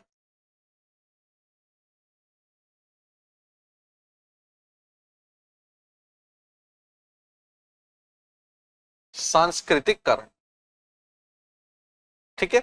हम अपनी संस्कृति से बहुत जुड़े हैं। भारतीयों की सबसे महत्वपूर्ण विशेषता है कि हमारी संस्कृति से हम लोग जुड़े हैं। अगर हम सांस्कृतिक कारणों का उल्लेख कर रहे हैं तो कहा जाता है कि उपनिवेशिक शासन में कुछ ऐसे हमारे सामाजिक और जो धार्मिक कहें कि ऐसे आंदोलन हुए जिनकी वजह से हमारे जो समाज में कहीं ना कहीं एक सांस्कृतिक भावनाएं या उससे जुड़ाव होने लगा। जैसे कि मैं अगर बात करता हूं यहाँ पर राजा राम मोहन राय के द्वारा यहाँ पर समाज सुधारक जो थे उनके द्वारा कई तरह के आंदोलन छेड़े गए। स्वामी विवेकानंद के द्वारा ऐसा हुआ, ठीक है ना। दयानंद सरस्वती के द्वारा यहाँ पर बात कही गई कि हमें अपने वेदों से जुड़ना है, आओ वेदों की ओर लौट चलें, ठीक है ना। भारत सिर्फ भारतीयों के लिए है, या ये कहें कि कहीं ना कहीं जो हमारा जो खुद का शासन रहेगा वो चाहे कितना ही बद से बदतर हो लेकिन वर्तमान गुलामी के शासन से तो बेहतर ही होगा। इस तरह की जो चीजें हमारे देश में प्रारंभ हुई, इस भावनाओं की वजह से कहीं ना कहीं हमारे देश में जो लोगों के बीच में जो राष्ट्रवाद की जो भावनाएं हैं वो तेजी से उत्पन्न होने लगी। और राष्ट्रवाद की जो भावनाएं हैं हमारी तेजी से जो उत्पन्न होने लगी थी उसमें कई तरह की चीजों को और जोड़ दिया गया जिससे ये एक बहुत व्यापक रूप ले गई। दोस्तों वो कौन कौन सी चीजें थी? सबसे पहली चीजें थी हमारे देश में आधुनिक शिक्षा।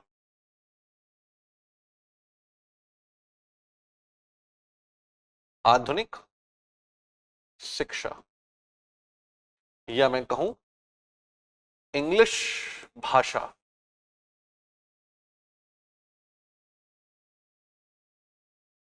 देखिए, भारत की आज सबसे बड़ी ताकत है भारत की विविधताएं।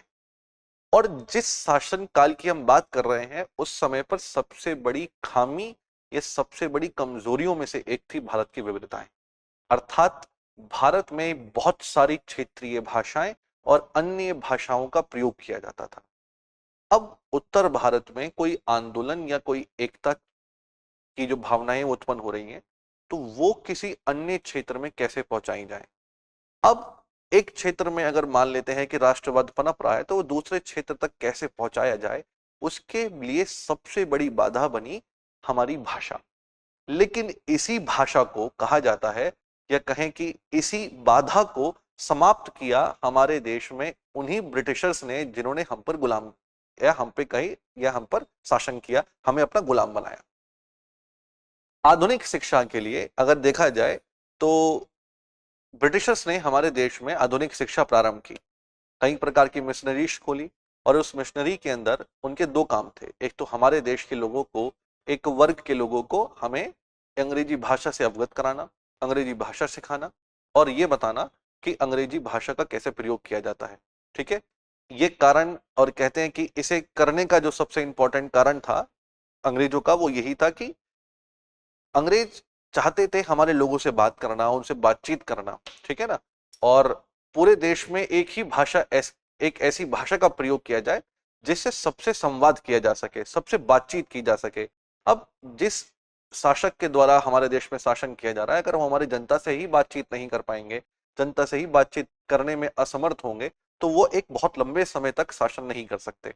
तो उन्हें ऐसा लगा कि हमारे देश के समाज के, हमारे वर्ग के कुछ लोगों को शिक्षित किया जाए, हमारे ही समाज के ऐसे वर्ग विकसित किए जाएं जो कि अंग्रेजी भाषा बोले, ठीक है। तो अंग्रेजों ने क्या किया दोस्तों? अंग्रेजों ने हमारे देश में मिशनरी शुरू किए और हमारे देश के जो शहरी मध्यम वर्ग के लोग थे, शहरी मध्यम वर्ग के लोग थे, नगरीय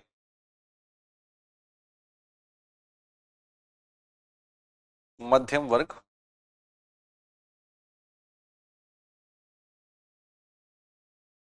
जिनको हम लोग कहते हैं अर्बन मिडिल क्लास,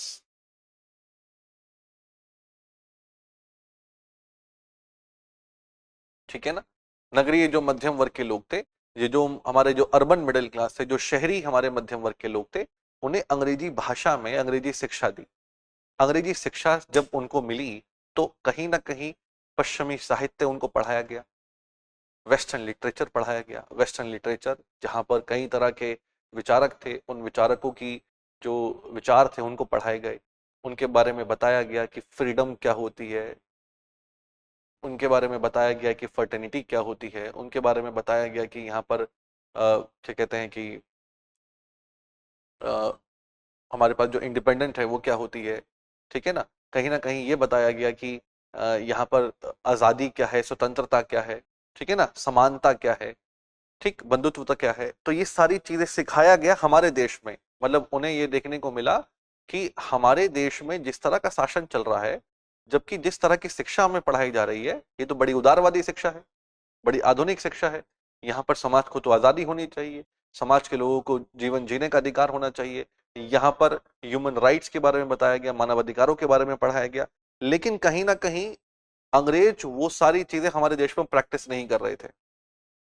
तो यहाँ पर मध्यम वर्ग के ही जो द्वारा एक राष्ट्रवाद की जो भावनाएं हैं वो यहाँ पर तेजी से प्रचलित की गई। और कहा जाता है कि अंग्रेजों के द्वारा जो शिक्षा हमें दी गई थी, उसी शिक्षा का माध्यम या उसी भाषा का माध्यम हमने इस्तेमाल करके अपने देश के सारे क्षेत्रों को आपस में एक सूत्र में जोड़ने का काम किया, एक सूत्र में जोड़ने का काम किया। आज महाराष्ट्र में मराठी बोली जाती है, बंगाल में बंगाली बोली जाती है, उत्तर भारत में हिंदी बोली जाती है, दक्षिण भारत में तेलुगु, तमिल और क्या कहते हैं मलयालम बोली जाती है, अन्य और भाषाएं बोली जाती हैं। गुजरात में गुजराती बोली जाती है, पंजाब में पंजाबी बोली जाती है। लेकिन भारत में इन क्षेत्रीय भाषाओं के अलावा अंग्रेजी भाषा का प्रयोग जैसे ही बढ़ने लगा, तो इस भाषा ने हमारे देश के सभी क्षेत्रों को आपस में एक सूत्र में जोड़ दिया। और जब भारत को एक भाषा से एक सूत्र में जोड़ा गया, तो भारत के एक क्षेत्र से राष्ट्रवाद कहीं ना कहीं दूसरे क्षेत्र में और तीसरे क्षेत्र में और कई सारे क्षेत्रों में आपस में जोड़ने का काम किया।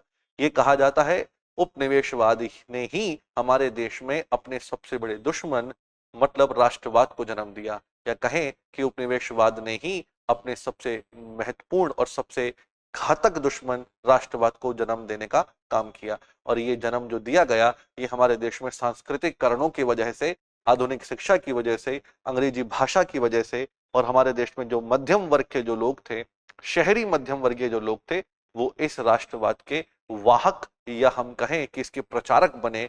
और यही प्रचारक बनकर हिंदुस्तान के विभिन्न कोनों में जाकर राष्ट्रवाद की भावनाओं को बहुत तेजी से प्रबल किया और इसका प्रचार और प्रसार किया। और इसी का हम लोग कई तरह का जो हम देख पाते हैं कि कई उदाहरण हमारे सामने हैं कि इन्हीं भाषाओं की वजह से कई तरह के समाचार पत्र विकसित हुए।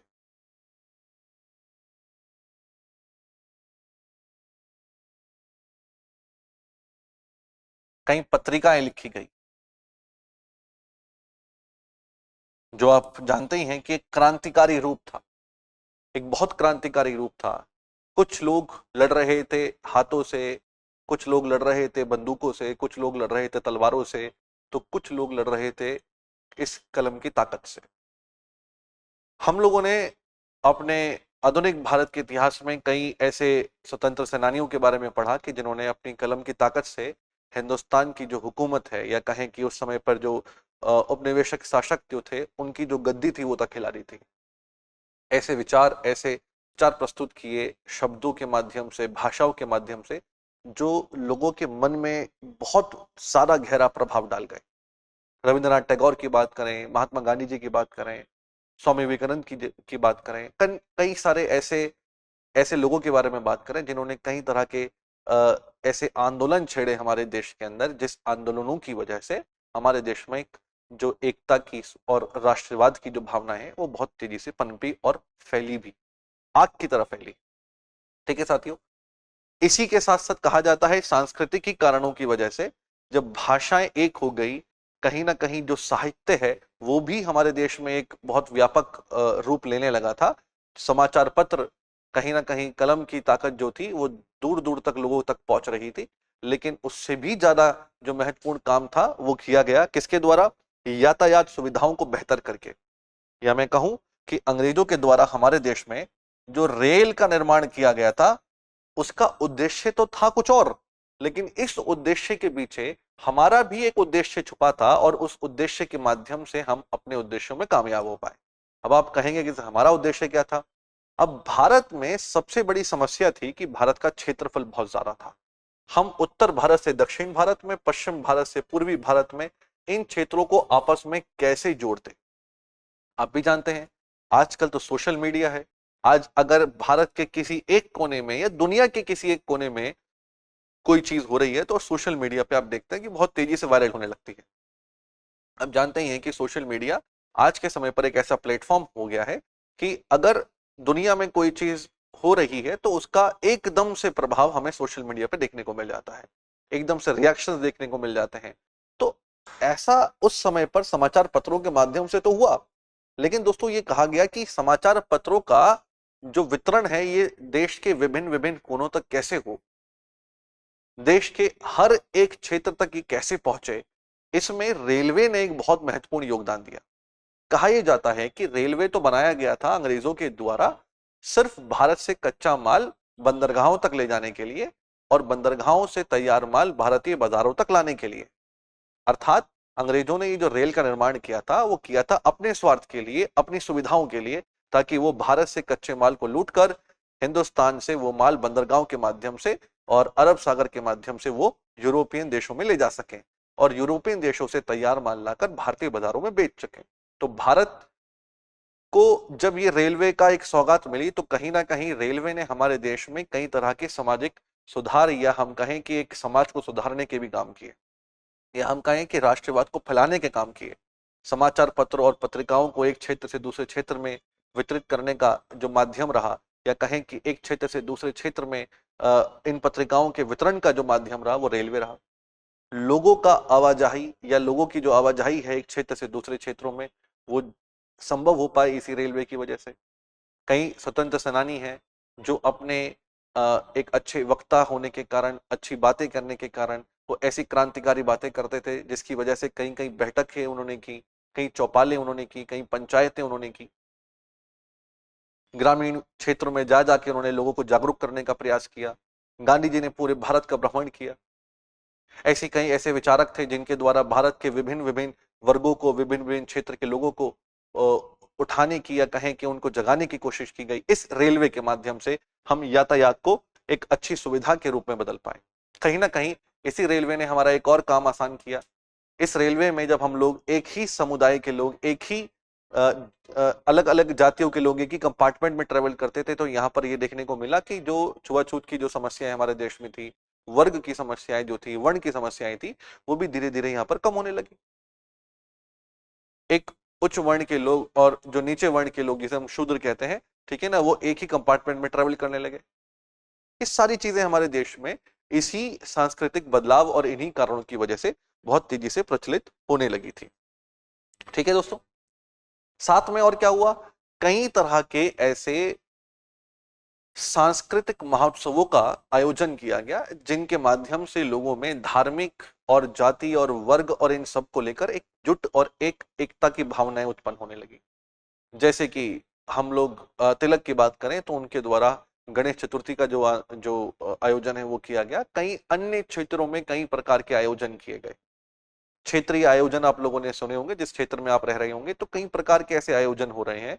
जैसे कि हम लोग जहाँ पे हम जहाँ से हम लोग बिलोंग करते हैं वहां पर कावड़ यात्रा शुरू की गई, ठीक है ना। वहां पर कहीं ना कहीं धार्मिक एकता को बढ़ावा देने की बात कही गई थी, जातिगत एकता को बढ़ावा देने की बात कही गई।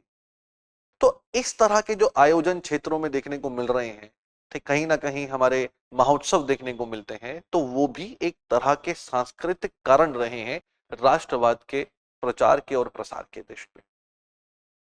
ठीक है दोस्तों, इसके बाद हम देखते हैं हमारे देश में जो राजनीतिक कारण रहे हैं वो कौन कौन से रहे।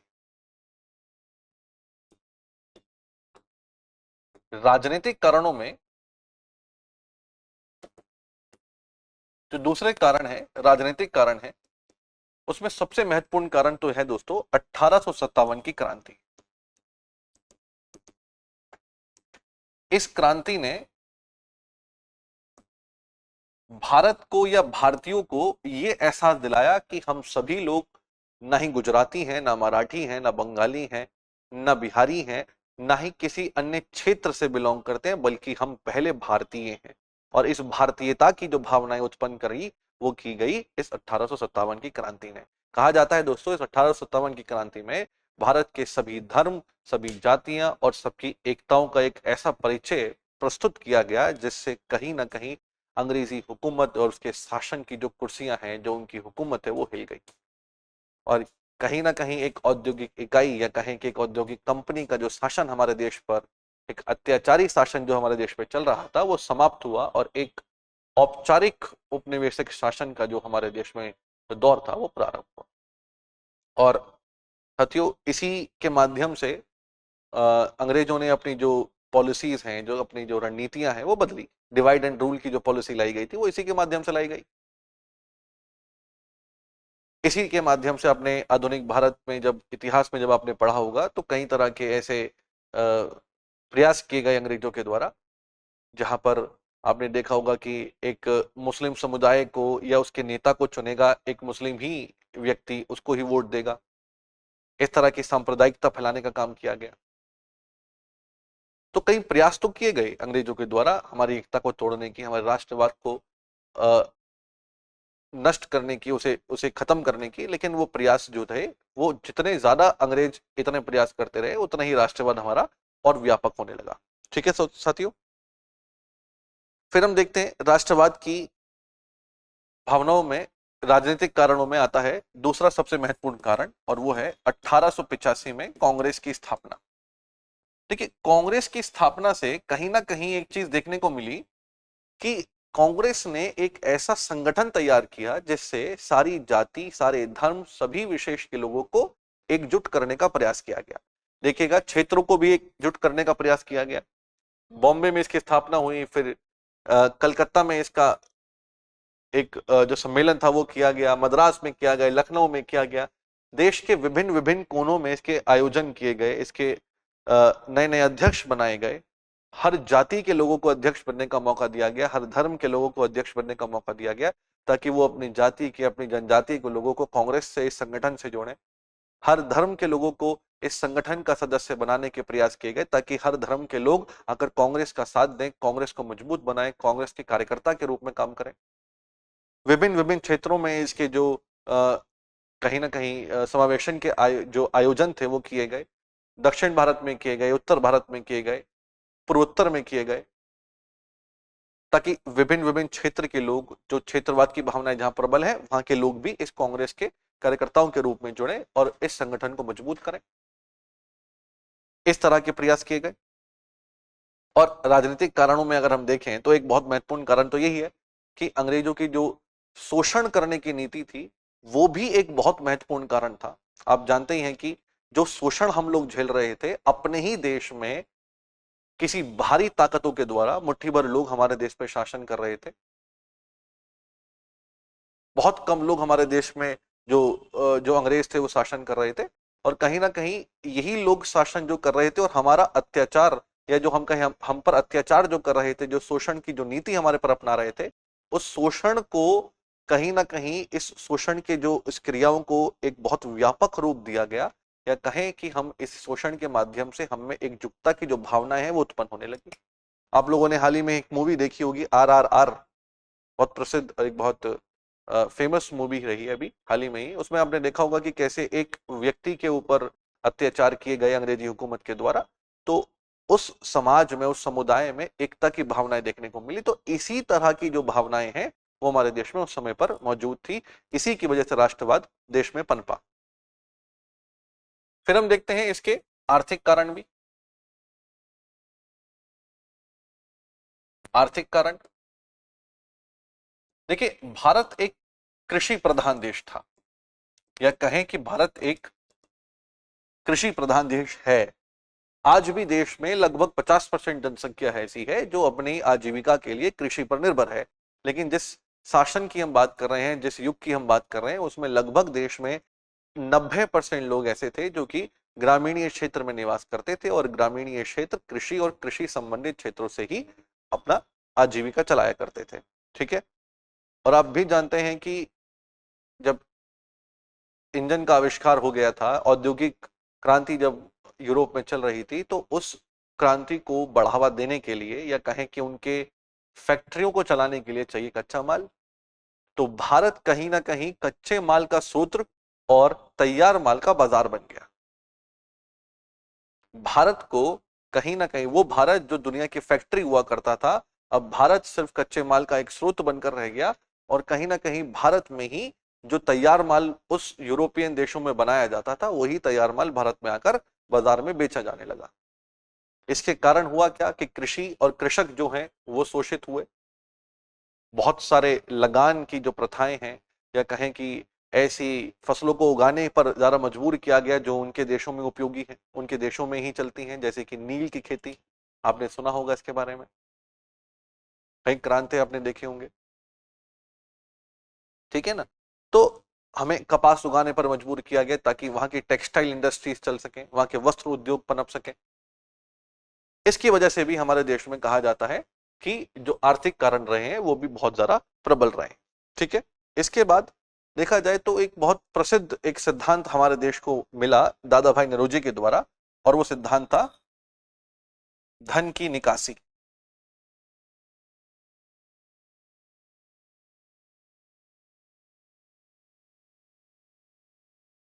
धन की निकासी, और इस धन की निकासी का सिद्धांत हमें दिया किसने? The great old man of India, दादा भाई नौरोजी।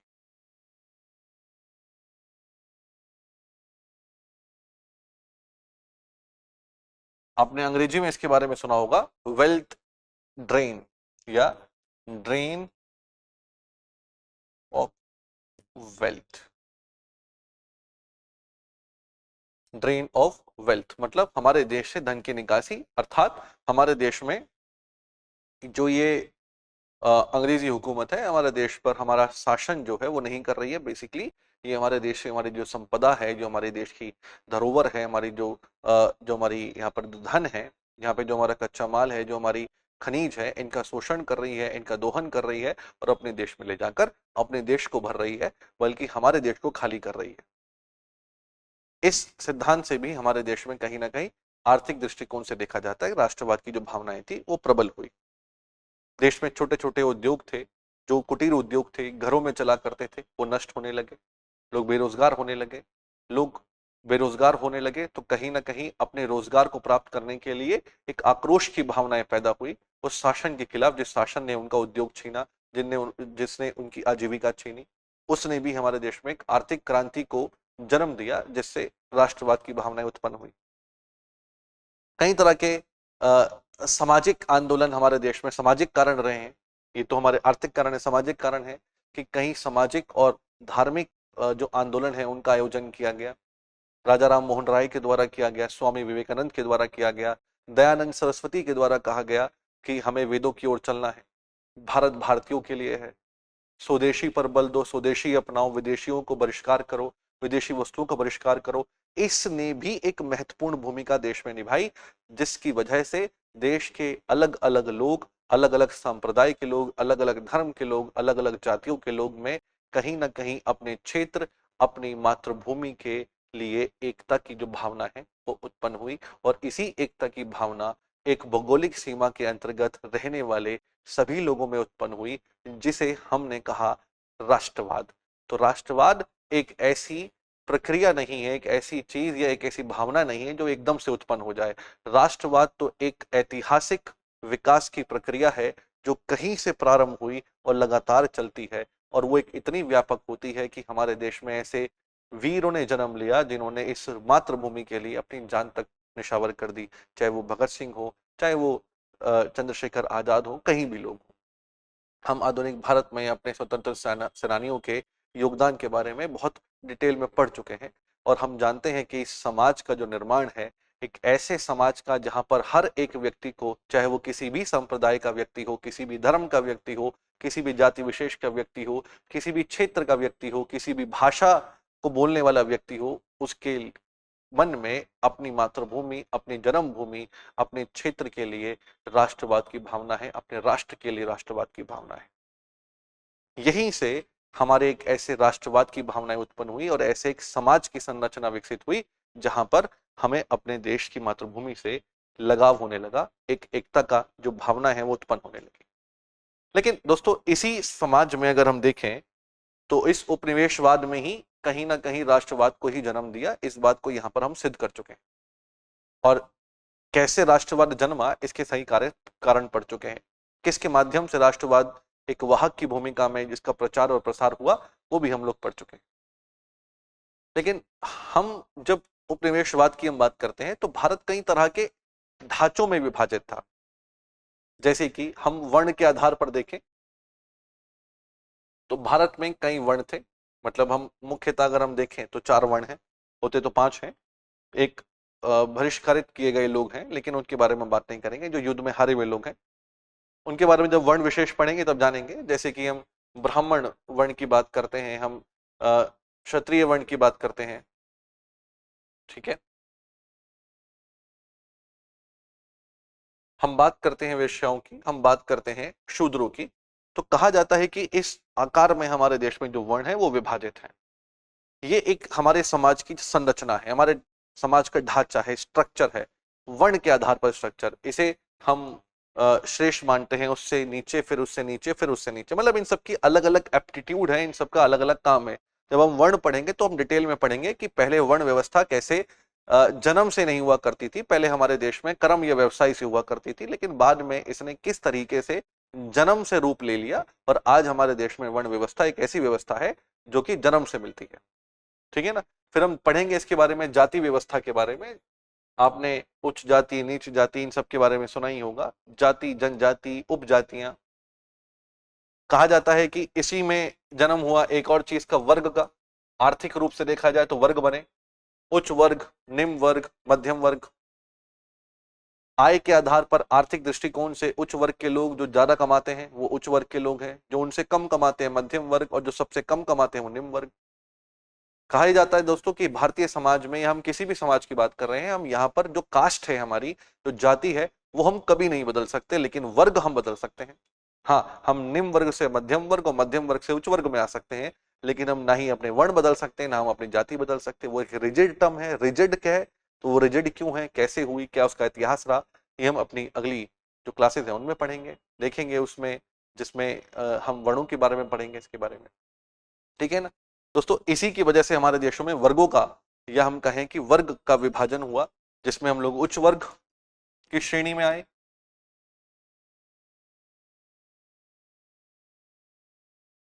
उच्च वर्ग, मध्यम वर्ग और निम्न वर्ग।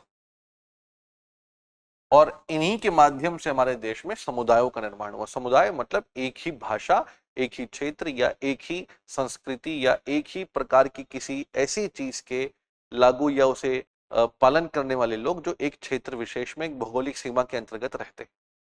यहीं से समुदाय, यहीं से वर्ग, यहीं से राष्ट्रवाद और यहीं से उपनिवेशवाद के दौरान ही ये सब चीजें हमारे देश की जो संरचना के रूप में विकसित होने लगी थी।